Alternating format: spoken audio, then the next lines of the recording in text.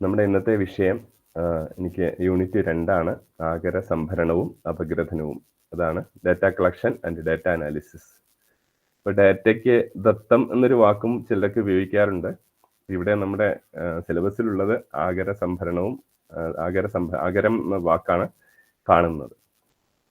അപ്പോൾ പക്ഷേ ആ യൂണിറ്റ് ഞാൻ പരിശോധിച്ചപ്പോൾ കൂടുതലും ഫീൽഡ് വർക്കുമായി ബന്ധപ്പെട്ട കാര്യങ്ങളാണ് അതിൽ പറയുന്നത് എങ്കിൽ പോലും ഇവിടെ എനിക്ക് തോന്നുന്നു നമ്മുടെ ഈ ഗവേഷകരിൽ കുറച്ച് പേർ മാത്രമേ ഉണ്ടാവുള്ളൂ, പ്രത്യേകിച്ച് മലയാള ഗവേഷകരിൽ വളരെ കുറച്ച് പേര് മാത്രമേ ഫീൽഡ് വർക്കുമായി ബന്ധപ്പെട്ട് ഉള്ള ആഗര സംഭരണം നടത്തുന്നുള്ളൂ എന്നാണ് കരുതുന്നത്.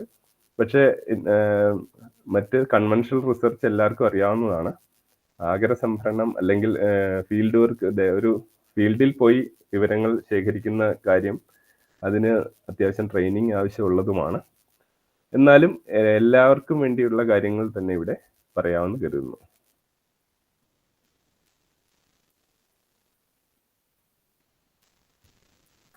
നമ്മുടെ പാഠഭാഗം ഒന്ന് നോക്കാം. ഇതാണ് സിലബസിലുള്ള ഭാഗം.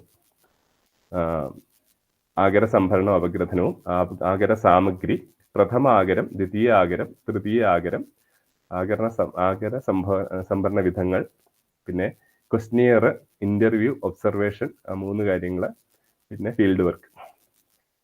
അപ്പോൾ പ്രിയപ്പെട്ട എല്ലാവരോടും എനിക്ക് പറയാനുള്ളൊരു കാര്യം, ഇതെല്ലാം കേട്ടിട്ട് ഓരോ ഭാഗത്ത് നിങ്ങൾക്ക് എന്തെങ്കിലുമൊക്കെ ചോദിക്കാനുണ്ടെങ്കിൽ തീർച്ചയായിട്ടും അത് കുറിച്ച് വെച്ച ശേഷം അവസാനം അത് ചോദിക്കണമെന്ന് അറിയിക്കുന്നു. എൻ്റെ ശബ്ദം കേൾക്കാതിരിക്കുകയോ ഇത് തടസ്സപ്പെടുകയോ ചെയ്യുകയാണെങ്കിൽ അക്കാര്യം എന്നെ അറിയിക്കണമെന്ന് അഭ്യർത്ഥിക്കുന്നു. അപ്പം നമുക്ക് തുടങ്ങാം. നമ്മളെ ഗവേഷണത്തിൽ ഏറ്റവും പ്രധാനപ്പെട്ട 3 അടിസ്ഥാന കാര്യങ്ങളുണ്ട്. ഒന്ന്, ഇത് നമ്മുടെ മനസ്സിലുണ്ടാവണം. ഒരു ഗവേഷകനായി ഗവേഷണത്തിന് പുറപ്പെടുമ്പോൾ നമ്മുടെ മനസ്സിലുണ്ടാവണം, പുതിയ അറിവ് നിർമ്മിക്കലാണ് ഗവേഷണത്തിന്റെ ലക്ഷ്യം. നിലവിലുള്ള അറിവിനെ എടുത്ത് വീണ്ടും അവതരിപ്പിക്കുകയോ റീടോൾഡ് ചെയ്യുക എന്ന് പറയും, വീണ്ടും പറയുക, അതല്ല നമ്മുടെ ലക്ഷ്യം. അതുപോലെ എവിടെയെങ്കിലും പ്രസിദ്ധീകരിച്ച അറിവിനെ എടുത്ത് വീണ്ടും അവതരിപ്പിക്കുകയോ അല്ലെങ്കിൽ ഉള്ള അറിവിനെ വീണ്ടും വീണ്ടും ചർവിത ചർവണം എന്ന് പറയുന്ന പോലെ അവതരിപ്പിക്കുക ഒന്നുമല്ല ലക്ഷ്യം എന്നുള്ളത്. പിന്നെ നമുക്ക് ഒരു വിഷയത്തിൽ പ്രാഥമിക ജ്ഞാനമില്ലാതെ ഗവേഷണം ചെയ്യാനാവുകയില്ല എന്നുള്ളതാണ്. അപ്പം പ്രാഥമിക ജ്ഞാനത്തിന്റെ അടിസ്ഥാനത്തിൽ രൂപപ്പെടുന്ന പരികൽപ്പനയെ പരിശോധിക്കുകയാണ് ഗവേഷണ പ്രക്രിയയുടെ അടിസ്ഥാനം. എനിക്ക് തോന്നുന്നു ഗവേഷണ രീതിശാസ്ത്രം പഠിച്ചിട്ടുള്ള എല്ലാവർക്കും ഈ അടിസ്ഥാന കാര്യങ്ങൾ അറിയാം. നിങ്ങൾക്കെല്ലാം അറിയാവുന്ന കാര്യമാണ് എന്ന് എനിക്കറിയാം. അപ്പൊ അറിയാവുന്ന കാര്യത്തിൽ നിന്ന് തന്നെ ആരംഭിക്കാം എന്ന് വിചാരിച്ചിട്ടാണ്. നമ്മുടെ ആദ്യത്തെ കാര്യം ആഗര സാമഗ്രി. ഗവേഷണത്തിനുള്ള റിസോഴ്സിനെ സംബന്ധിച്ചിട്ടുള്ളതാണ്. സോഴ്സ്, എവിടെ നിന്നാണ് വിവരങ്ങൾ ശേഖരിക്കുക. പ്രഥമ ആഗരം, ദ്വിതീയ ആഗരം, തൃതീയ ആഗരം എന്ന് 3 തരത്തിലുള്ള സോഴ്സുകളുണ്ട്, ആഗരമുണ്ട്. അതെന്താണെന്ന് നമ്മൾ മനസ്സിലാക്കിയില്ലെങ്കിൽ നമുക്കിപ്പോൾ പ്രത്യേകിച്ച് എല്ലാവർക്കും അറിയാവുന്ന കാര്യമാണ്, പ്ലേജറിസത്തെ പറ്റിയൊക്കെയുള്ള പ്രശ്നങ്ങൾ അറിയാവുന്നതാണ്. ഇനിയിപ്പോൾ അറിയുന്ന കാര്യം, ഇംഗ്ലീഷിൽ തയ്യാറാക്കുന്ന പ്രബന്ധങ്ങളുടെ പരിശോധനയ്ക്കുള്ള സോഫ്റ്റ്വെയർ ശോധഗംഗ എന്ന് പറയുന്ന UGC ഇൻഫ്ലിറ്റ്നെറ്റിന്റെ സൈറ്റിലുണ്ട്. പ്രാദേശിക ഭാഷകൾക്ക് വേണ്ടിയുള്ള സോഫ്റ്റ്വെയർ തയ്യാറായിക്കൊണ്ടിരിക്കുകയാണ്. അപ്പം നമ്മൾ ഇനിയും അടുത്ത ഒരു 2-3 വർഷത്തിനകത്ത് തന്നെ യൂണിക്കോഡിൽ പ്രബന്ധങ്ങൾ സമർപ്പിക്കാനും നിലവിലുള്ള പ്രബന്ധങ്ങൾ സർവകലാശാലകൾ യൂണിക്കോഡിലാക്കി അപ്ലോഡ് ചെയ്യാനുള്ള നിർദ്ദേശം നൽകാൻ സാധ്യതയുണ്ട്. തന്നെയല്ല, ഇപ്പോൾ ഇമേജിൽ നിന്ന് തന്നെ ടെക്സ്റ്റ് വായിച്ചെടുക്കാൻ കഴിയും. വളരെ പഴയ ടൈപ്പ് റൈറ്റ് ചെയ്തിരിക്കുന്ന ടെക്സ്റ്റുകൾ മാത്രമേ അങ്ങനെ യൂണിക്കോഡിൽ സമർപ്പിക്കേണ്ടി വരികയുള്ളൂ. അപ്പം ഇങ്ങനെയൊക്കെയുള്ള സംവിധാനങ്ങൾ ഉള്ളതുകൊണ്ട് തന്നെ ഒരിക്കൽ എവിടെയെങ്കിലും പ്രസിദ്ധീകരിച്ച വിവരങ്ങൾ വരികയാണെങ്കിൽ അത് പ്ലേജറിസമായി കണക്കാക്കുകയും ഡിസ്ക്വാളിഫൈ ചെയ്യുകയും ചെയ്യുന്നുള്ള പ്രശ്നമുണ്ട് എന്ന കാര്യം നമ്മുടെ ഗവേഷകർ ഓർക്കണം. അപ്പോൾ പ്രഥമ ആഗരം ആണ് ഏറ്റവും പ്രധാനപ്പെട്ടത്. ഇത് പലരും സംശയമായിട്ട് ചോദിക്കാറുണ്ട്, എന്താ ഇത് തമ്മിലുള്ള വ്യത്യാസം, ഇതിൽ ഏതൊക്കെയാണ് പ്രഥമ ആഗരം, ഏതൊക്കെയാണ് ദ്വിതീയ ആഗരം, ഏതൊക്കെയാണ് തൃതീയ ആഗരം എന്ന് ചോദിക്കാറുണ്ട്. അറിയാവുന്നവർ കാണും. ഇത് അറിഞ്ഞുകൂടാത്തവരെ ഉദ്ദേശിച്ചാണ് ഞാൻ ഇങ്ങനെ പറയുന്നത്. പരമാവധി ലളിതമാക്കണം എന്ന് വിചാരിച്ചിട്ടുമാണ്. എന്താണെന്ന് നമുക്ക് നോക്കാം. പ്രഥമ ആഗരം എന്ന് പറഞ്ഞാൽ ഏതൊക്കെയാണെന്ന് ഒന്ന് നോക്കാം. അത് മിക്കവാറും റോ മെറ്റീരിയൽ ആയിരിക്കും. അത് ഒരു പ്രോസസ് ചെയ്ത സാധനം ആയിരിക്കില്ല. ആവേദകരിൽ നിന്ന് നേരിട്ട് ശേഖരിക്കുന്ന വിവരങ്ങളെ നമുക്ക് പ്രൈമറി സോഴ്സ് ആയിട്ട് കണക്കാക്കാം. ഒന്നാമത്തേതാണ്. പിന്നെ ഡോക്യുമെന്റ്സ്, ചരിത്രമായിട്ട് ബന്ധപ്പെട്ടൊക്കെ ഗവേഷണം ചെയ്യുന്നവർക്കാണെങ്കിൽ ചരിത്രവുമായി ബന്ധപ്പെട്ടതോ നിയമങ്ങളുമായി ബന്ധപ്പെട്ടതോ ഒക്കെ ആയ രേഖകൾ, അത് ഒറിജിനൽ ഡോക്യുമെന്റ്സ് ആണ് ഉദ്ദേശിക്കുന്നത്, ചരിത്ര ഗ്രന്ഥങ്ങളല്ല. ചരിത്രമായിട്ട് ഇപ്പം നമ്മള് കേരള ചരിത്രത്തിന്റെ ഉപാദാനങ്ങളെ പറ്റി മിക്ക ചരിത്ര പുസ്തകങ്ങളിലും ഉണ്ട്. ഇളംകുളം കുഞ്ഞമ്പിള്ളിയൊക്കെ പോയി ശേഖരിച്ച ആ പ്രാഥമിക രേഖകളുണ്ടല്ലോ, അതുപോലുള്ള വസ്തുക്കളെയാണ് ഇവിടെ ഉദ്ദേശിക്കുന്നത്. അതുപോലെ നിയമവുമായി ബന്ധപ്പെട്ടാണെങ്കിലും കേരളത്തിലെ പലതരത്തിലുള്ള ഇപ്പൊ വിദ്യാഭ്യാസ ബില്ല് എന്നൊക്കെ പറഞ്ഞിട്ടൊക്കെ ഉണ്ടാക്കിയിട്ടുള്ള പലതരത്തിലുള്ള രേഖകൾ, നിയമപരമായ രേഖകൾ, അതൊക്കെ പ്രഥമാഗ്രഹത്തിൽ പെടുന്നു. ദൃക്സാക്ഷി വിവരണം എന്തെങ്കിലും ഒരു കാര്യം നേരിട്ട് കണ്ട ആളിൽ നിന്ന് ഉള്ള ആ കാര്യത്തെ പറ്റിയുള്ള വിവരണം പ്രഥമാഗരം തന്നെയാണ്. അതുപോലെ സയൻസിലാണെങ്കിൽ പരീക്ഷണങ്ങളുടെ ഫലങ്ങൾ, അതെല്ലാം പ്രഥമാഗരമാണ്. സ്ഥിതിവിവര കണക്കുകളുടെ കാര്യം പറയുമ്പോൾ ഒരു ഇതുണ്ട്, അൺപ്രോസസ്ഡ് സ്റ്റാറ്റിസ്റ്റിക്കൽ ഡേറ്റ എന്നാണ് ഉദ്ദേശിക്കുന്നത്. അതായത് ഒരാൾ ഡേറ്റ അനാലിസിസ് നടത്തിയിട്ട് ലഭിക്കുന്ന സ്ഥിതിവിവര കണക്കല്ല. നമുക്ക് പ്രാഥമികമായിട്ട് ഇപ്പൊ ജനസംഖ്യയുടെ കണക്ക് എടുക്കാം നമുക്ക്, എന്നിട്ട് അതിനെ എടുക്കാം. പക്ഷെ അതിനെ ഒരാൾ ഇന്റർപ്രറ്റ് ചെയ്തിട്ടുള്ള ഒരു കണക്കാണെങ്കിൽ അത് പ്രഥമാഗരം ആവുകയില്ല, ദ്വിതീയാഗ്രഹം ആവുകയുള്ളൂ. പിന്നെ എല്ലാവരുടെയും സാഹിത്യ പഠനം നടത്തുന്നവരുടെ എല്ലാം പ്രഥമാഗരമാണ്. സർഗാത്മക രചനകൾ, നോവൽ, കഥ, കവിത, ഇതെല്ലാം പ്രഥമാഗരം തന്നെയാണ് അതിനെപ്പറ്റി പഠിക്കുമ്പോൾ. പിന്നെ ഓഡിയോ റെക്കോർഡിംഗ്, നമ്മൾ ഏതെങ്കിലും ഫീൽഡിൽ നിന്ന് ശേഖരിക്കുന്നതോ അല്ലെങ്കിൽ ഏതെങ്കിലും തരത്തിലുള്ള ശബ്ദരേഖകൾ, അതുപോലെ വീഡിയോ റെക്കോർഡിങ്, ഇതെല്ലാം പ്രഥമാഗരത്തിൽ പെടുന്നതാണ്. പ്രഭാഷണങ്ങൾ, ആരുടെയെങ്കിലും ഇപ്പൊ ജോസഫ് മുണ്ടശ്ശേരി മാഷിന്റെ ഒരു പ്രസംഗം, അത് നമുക്ക് പ്രഥമാഗരമായിട്ട് എടുക്കാം. കലാവസ്തുക്കൾ, ആർട്ടിനെ പറ്റി പഠിക്കുന്ന ആളുകളെ സംബന്ധിച്ച് കലാവസ്തുക്കളെല്ലാം പ്രഥമാഗരം തന്നെയാണ്.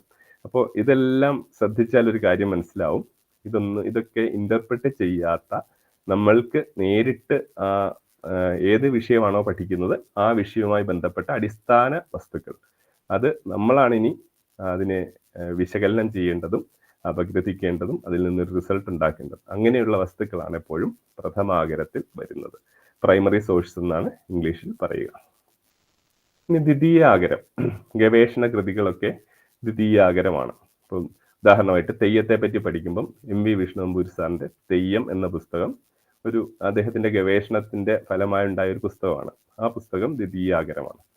തെയ്യത്തെ പറ്റി നേരിട്ട് പോയി പഠിക്കുന്നതാണ് പ്രഥമാഗരമായിട്ട് കണക്കാക്കുന്നത്. നേരെ പോയി തെയ്യം കണ്ട് അതിനെപ്പറ്റി പഠിക്കുന്നതാണ് പ്രൈമറി സോഴ്സിൽ നിന്നുള്ള പഠനം. അപ്പൊ അതിനെപ്പറ്റിയുള്ള പുസ്തകം ദ്വിതീയാഗരമാണ്.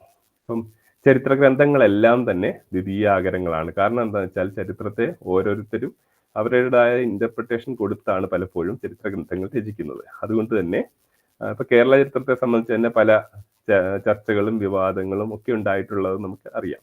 അപ്പൊ അതുകൊണ്ട് അത് ദ്വിതീയാഗരമായിട്ട് നമുക്ക് കണക്കാക്കാൻ കഴിയുകയുള്ളൂ. ജീവചരിത്രങ്ങളും അതുപോലെയാണ്. സാഹിത്യ നിരൂപണവും വ്യാഖ്യാനവും, അപ്പൊ അതിൽ നിരൂപണം, വ്യാഖ്യാനം, അപ്പൊ വ്യാഖ്യാനങ്ങളെല്ലാം തന്നെ ദ്വിതീയാഗരമാണ്. അതുപോലെ നിയമത്തിന്റെ, നേരത്തെ പറഞ്ഞ നിയമം, അതിന്റെ അല്ലെങ്കിൽ നിയമനിർമ്മാണം, അതിന്റെ അവലോകനം, അതിനെ ഒരാൾ ഏതെങ്കിലും തരത്തിൽ വ്യാഖ്യാനിച്ചിട്ടുണ്ടെങ്കിൽ, വിശകലനം ചെയ്തിട്ടുണ്ടെങ്കിൽ അത് ദ്വിതീയാഗരമാണ്. രാഷ്ട്രീയത്തെ സംബന്ധിച്ചുള്ള വിശകലനങ്ങൾ, വ്യാഖ്യാനങ്ങൾ, അതുപോലെ ഒരു വിഷയം വ്യാഖ്യാനിക്കുന്നതോ അവലോകനം ചെയ്യുന്നതോ ആയ പാഠപുസ്തകങ്ങൾ, അതൊക്കെ ദ്വിതീയാഗരമാണ്. എഡിറ്റ് ചെയ്ത കൃതികളെല്ലാം തന്നെ ദ്വിതീയാഗരമായിട്ടാണ് കണക്കാക്കുന്നത്. എഡിറ്റ് ചെയ്യാന്ന് ഉദ്ദേശിക്കുന്നത് അത് വിഷയാധിഷ്ഠിതമായിട്ട് ഒരാൾ പ്രത്യേക തരത്തിൽ അതിനെ എഡിറ്റ് ചെയ്ത് ഒരു രൂപപ്പെടുത്തിയെടുത്തതായതുകൊണ്ടാണ് അത് ദ്വിതീയാഗരം എന്ന് പറയുന്നത്. അതുപോലെ ഒരു പ്രത്യേക വിഷയം പ്രതിപാദിക്കുന്ന പുസ്തകങ്ങളും ലേഖനങ്ങളും ദ്വിതീയാഗരത്തിൽ പെടുന്നു. ഇത് ദ്വിതീയാഗരം നമുക്ക് ഗവേഷണത്തിന് ആവശ്യമായി വരും തീർച്ചയായിട്ടും. ഇനി തൃതീയാഗരം എന്താണെന്ന് നോക്കാം. മറ്റ് സോഴ്സുകളെ സംഗ്രഹിക്കുകയോ സൂചികയിലാക്കുകയോ ക്രമപ്പെടുത്തുകയോ സമാഹരിക്കുകയോ ലളിതമാക്കുകയോ ചെയ്യുന്ന ആഗരങ്ങളാണ് ഈ ഇത്തരത്തിൽപ്പെടുന്നത്.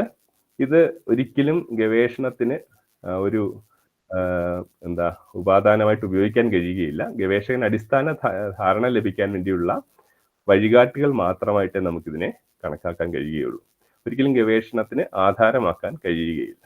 അപ്പൊ ഇങ്ങനെ പറഞ്ഞാലും നമുക്ക് ചിലപ്പോൾ സംശയം തോന്നാനുള്ളതുകൊണ്ട് ഒരു ഉദാഹരണം ഞാൻ കാണിച്ചു തരാം.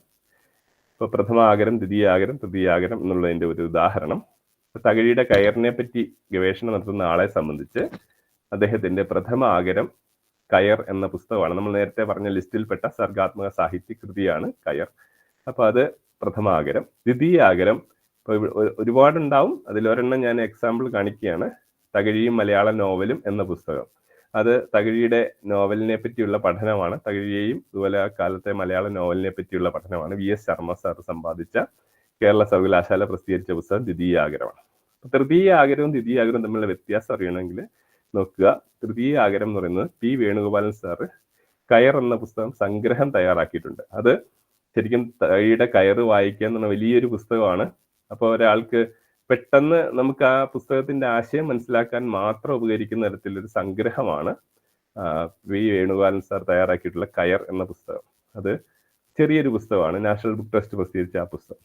ഇതാണ് അത് നമുക്കൊരിക്കലും പഠനത്തിന് അടിസ്ഥാനമാക്കാൻ കഴിയുകയില്ല. പക്ഷെ പെട്ടെന്നൊരു കാര്യം നോക്കണമെങ്കിൽ അല്ലെ അതിനെപ്പറ്റി അടിസ്ഥാന ധാരണ ഉണ്ടാക്കണമെങ്കിൽ ആവശ്യമായിട്ട് അത് വേണമെങ്കിൽ ഉപയോഗിക്കാവുന്നതാണ് അതിൻ്റെ ഒരു പ്രത്യേകത. അപ്പൊ ഇനി ആഗര സംഭരണം എങ്ങനെയാണ് എന്നുള്ളത് ഓരോ വിഷയത്തിനനുസരിച്ചിട്ടാണ് വരുന്നത്. സാഹിത്യത്തിനാണെങ്കിൽ നമുക്ക് പുസ്തകങ്ങളിൽ നിന്ന് ഉള്ള പഠനമാണ് പ്രധാനമായിട്ട് ഉദ്ദേശിച്ചിട്ടുള്ളത്. ഫോക്ലോർ പോലെയുള്ള വിഷയങ്ങളാണെങ്കിൽ, ഫോക്ലോറിനാണെങ്കിൽ ഫീൽഡ് വർക്ക് ആണ് പ്രധാനപ്പെട്ട ആഗര സംഭരണ രീതി. ഭാഷാശാസ്ത്രത്തിനാണെങ്കിൽ ഫീൽഡ് വർക്ക് കൊണ്ട് കോർപ്പസ് പഠനം നടത്താൻ കഴിയും. കോർപ്പസ് പഠനം എന്ന് പറഞ്ഞാൽ, കോർപ്പസ് എന്ന് പറഞ്ഞാൽ ഭാഷാ മാതൃകകളുടെ ശേഖരത്തെയാണ് കോർപ്പസ് എന്ന് പറയുന്നത്. ഉദാഹരണത്തിന് ഏതെങ്കിലും ഓഡിയോ കോർപ്പസ് ഉണ്ട്, പല ഭാഷകളുടെ ശബ്ദങ്ങൾ ശേഖരിച്ചിട്ടുള്ളത്. അതിൽ നിന്ന് ഡയലക്ടോളജി പഠിക്കാം, പ്രാദേശിക ഭാഷാ പഠനത്തിന് വേണ്ടിയിട്ട് അത് ഉപയോഗിക്കാം. ഉദാഹരണത്തിന് കൊടുങ്ങല്ലൂർ പ്രദേശത്തെ പല ആളുകളുടെ സംഭാഷണം എടുത്തിട്ട് അവിടുത്തെ ഒരു സാമൂഹ്യ ഭാഷാ വിജ്ഞാനത്തിന് വേണ്ടി പഠനം നടത്തണമെങ്കിൽ നമുക്കത് അതൊരു കോർപ്പസ്. അത് കോർപ്പസ് എന്ന് പറഞ്ഞാൽ ഏതെങ്കിലും തരത്തിലുള്ള ഭാഷാ മാതൃകകളുടെ ശേഖരം. വിദ്യാർത്ഥികളുടെ ഭാഷാ സ്വഭാവം മനസ്സിലാക്കാൻ വേണ്ടിയിട്ട് വിദ്യാർത്ഥികളുടെ പരീക്ഷ പേപ്പറുകൾ നമുക്ക് അവലോകനം ചെയ്യാം. അത് എപ്പോഴും അതൊരു ഇന്റർപ്രറ്റ് ചെയ്യാവുന്ന തരത്തിലാക്കണം എന്നുള്ള, മെഷീൻ റീഡബിൾ ആക്കണം എന്നുള്ളത് മാത്രമേ ഉള്ളൂ. അത് ടൈപ്പ് ചെയ്ത് അതിനെ അപഗ്രഥനം നടത്താവുന്ന തരത്തിലേക്ക് മാറ്റണം എന്നുള്ളതാണ്. വ്യാകരണത്തിന് അതുപോലെ കോർപ്പസ് പഠനം നടത്താം, ഫീൽഡ് വർക്ക് നടത്താം, ഗ്രന്ഥത്തെ അടിസ്ഥാനമാക്കിയുള്ള വ്യാകരണ പഠനവും നടത്താൻ സാധിക്കും. അപ്പം ഈ ഗവേഷകരോടെല്ലാം പ്രത്യേകിച്ച് പറയാനുള്ള ഒരു കാര്യം, നിങ്ങളിൽ ആരൊക്കെ ഗവേഷണം ആരംഭിച്ച സമയത്ത് ഒരു പ്രാഥമിക ഗ്രന്ഥസൂചി തയ്യാറാക്കിയിട്ടുണ്ടെന്നുള്ള കാര്യമാണ്. അപ്പം നമ്മളൊരു ഗവേഷണം തുടങ്ങുമ്പം ആദ്യം തയ്യാറാക്കേണ്ടത് പ്രാഥമിക ഗ്രന്ഥസൂചി അല്ലെങ്കിൽ വർക്ക് ബിബ്ലിയോഗ്രാഫി എന്ന് ഇംഗ്ലീഷിൽ പറയും. നിങ്ങൾക്ക് പ്രവൃത്തി ആരംഭിക്കാൻ വേണ്ടിയുള്ളത്. അപ്പോൾ അത് പ്രാഥമിക ഗ്രന്ഥസൂചി എന്ന് പറയുന്നത് എന്താണെന്ന് വെച്ചാൽ, നമ്മുടെ അറിവിൽ പെട്ടിടത്തോളം ടൈറ്റിലൊക്കെ നോക്കിയായിരിക്കും ആദ്യം പുസ്തകങ്ങൾ തിരഞ്ഞെടുക്കുക.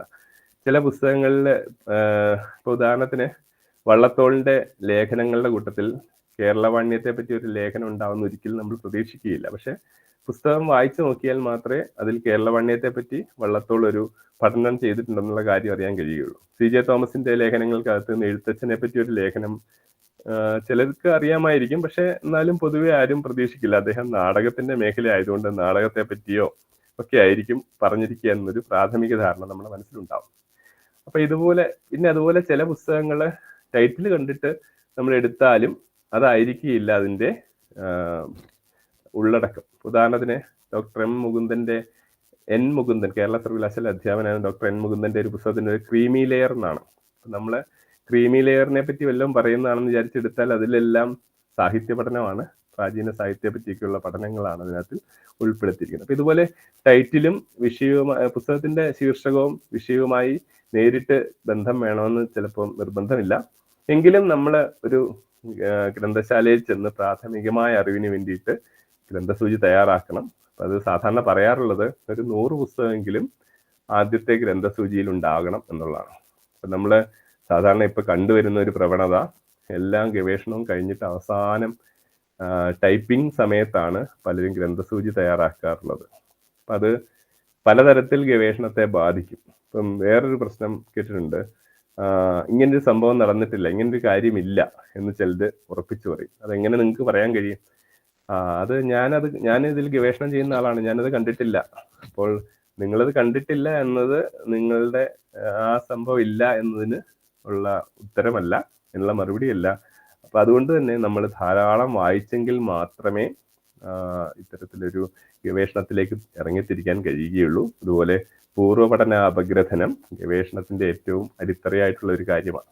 അപ്പൊ മുമ്പ് ആരൊക്കെ ഈ വിഷയം പഠിച്ചിട്ടുണ്ട്, എവിടെ വരെ എത്തിയിട്ടുണ്ട് ഈ പഠനം എന്നുള്ള കാര്യം തീർച്ചയായിട്ടും നടത്തേണ്ടതാണ്. അതുപോലെ നമ്മൾ സാധാരണ ഇപ്പോൾ കോളേജിലൊക്കെ പഠിക്കുന്നവർക്ക് അവര് ഗവേഷണത്തിലേക്ക് വരുമ്പോൾ ഉണ്ടാകുന്ന ഒരു വലിയ പ്രതിസന്ധി എന്ന് പറഞ്ഞാൽ ആദ്യം ചോദിക്കുന്ന ഒരു കാര്യം, ഈ വിഷയത്തിൽ പുസ്തകം വല്ലതും ഉണ്ടോ? പുസ്തകമൊന്നും ഇല്ലാതെ എങ്ങനെയാണ് നമ്മൾ എഴുതുക? എന്താ കാര്യം എന്ന് വെച്ചാൽ നമ്മൾ അസൈൻമെന്റ് എഴുതി ഒരു ശീലം വന്നതുകൊണ്ട് നമുക്കൊരു പുസ്തകം ഉണ്ടെങ്കിൽ മാത്രമേ എന്തെങ്കിലും എഴുതാൻ കഴിയുകയുള്ളൂ എന്നുള്ള ഒരു അവസ്ഥയുണ്ട്. അപ്പോൾ ഒരിക്കലും നമ്മൾ ഒരു വിവരം പകർത്തി എഴുതാൻ വേണ്ടിയല്ല പുസ്തകങ്ങൾ എടുക്കുന്നത്. പൂർവ്വപഠന അപഗ്രഥനത്തിനും അതുപോലെ നമ്മുടെ വാദങ്ങളെ സ്ഥാപിച്ചു ഉറപ്പിക്കാൻ വേണ്ടിയിട്ടുമാണ് മറ്റു പുസ്തകങ്ങളെ ആശ്രയിക്കേണ്ടത്. അതുകൊണ്ട് തന്നെയാണ് UGC പറയുന്നത് 25% മറ്റ് സോഴ്സുകളിൽ നിന്നുള്ള വിവരങ്ങൾ എടുക്കാൻ പാടില്ല എന്ന് പറയുന്നത്. പൂർവ്വപഠനത്തിന് വേണ്ടിയിട്ട് നിങ്ങൾക്ക് ഒരു 15% പുസ്തകങ്ങളിലെ വിവരങ്ങൾ വേണമെങ്കിൽ ചേർക്കാം. ബാക്കി ഒരു 10% നിങ്ങളുടെ വാദത്തെ ഉറപ്പിക്കാൻ വേണ്ടിയിട്ട് അവിടെ അങ്ങനെ പറഞ്ഞിരിക്കുന്നത് കൊണ്ട് ഇത് പ്രസക്തമാണ് എന്ന് പറയും. അപ്പൊ ചിലപ്പോൾ പറയാറുണ്ട്, ഒരു വക്കീല് തന്റെ കക്ഷിക്ക് വേണ്ടി വാദിക്കുന്നത് പോലെയാണ്, അതിന് സമാനമാണ് വിഷയത്തെ പറ്റി പറയേണ്ടത്. അപ്പം അവിടെ മറ്റൊരു കേസിനെ വേണമെങ്കിൽ നമുക്ക് മാതൃകയായിട്ട് എടുക്കാം. ഹൈദരാബാദിൽ 2010 നടന്ന കേസിൽ ഇന്ന വിധിയാണ് ഉണ്ടായത്, അതുകൊണ്ട് ഇത് സാധ്യമാണ് എന്ന് പറയാൻ കഴിയും എന്ന് പറഞ്ഞതുപോലെ ഇവിടെ സാധിക്കും. പക്ഷേ ഒരിക്കലും ആ കേസല്ല ഇവിടെ വാദിക്കുന്നതെന്ന് പറഞ്ഞതുപോലെ ആ വിഷയം ഇവിടെ പകർത്തി എഴുതാൻ പാടില്ലെന്നുള്ളതാണ് അതിന്റെ വാസ്തവം. അപ്പൊ അതുകൊണ്ട് തന്നെ പൂർവ്വപഠന അപഗ്രഥനം വളരെ പ്രധാനമാണ്. നമ്മൾ ആഗര സംഭരണത്തിൽ പ്രധാന കാര്യം സഹഗവേഷകരോട്, അധ്യാപകരോട്, നമ്മുടെ ഗൈഡിനോട് മാത്രമേ ചിലര് അവരുടെ വിഷയം ചോദിക്കാറുള്ളൂ. വേറെ ആരോടെങ്കിലും ചോദിച്ചാൽ ഗൈഡിന് എന്ത് തോന്നും, അല്ലെങ്കിൽ അത് ശരിയല്ല എന്ന തോന്നലുണ്ട്. അത് അങ്ങനെയല്ല ചെയ്യേണ്ടത്.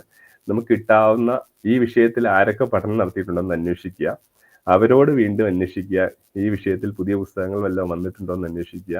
എല്ലാം ഈ ഗവേഷണ സമയത്ത് നമ്മൾ കാറ്റലോഗുകൾ നോക്കണം, പുതിയ പുസ്തകങ്ങൾ അന്വേഷിക്കണം, നെറ്റിൽ സെർച്ച് ചെയ്യണം. അതുപോലെ എവിടുന്നെല്ലാം എവിടെങ്കിലും നമ്മുടെ വിഷയത്തെ സംബന്ധിച്ച് എന്തെങ്കിലും കാര്യം പറഞ്ഞിട്ടുണ്ടെങ്കിൽ അത് എപ്പോഴും നമ്മൾ ഇങ്ങനെ ശ്രദ്ധാപൂർവം ഇരിക്കണം.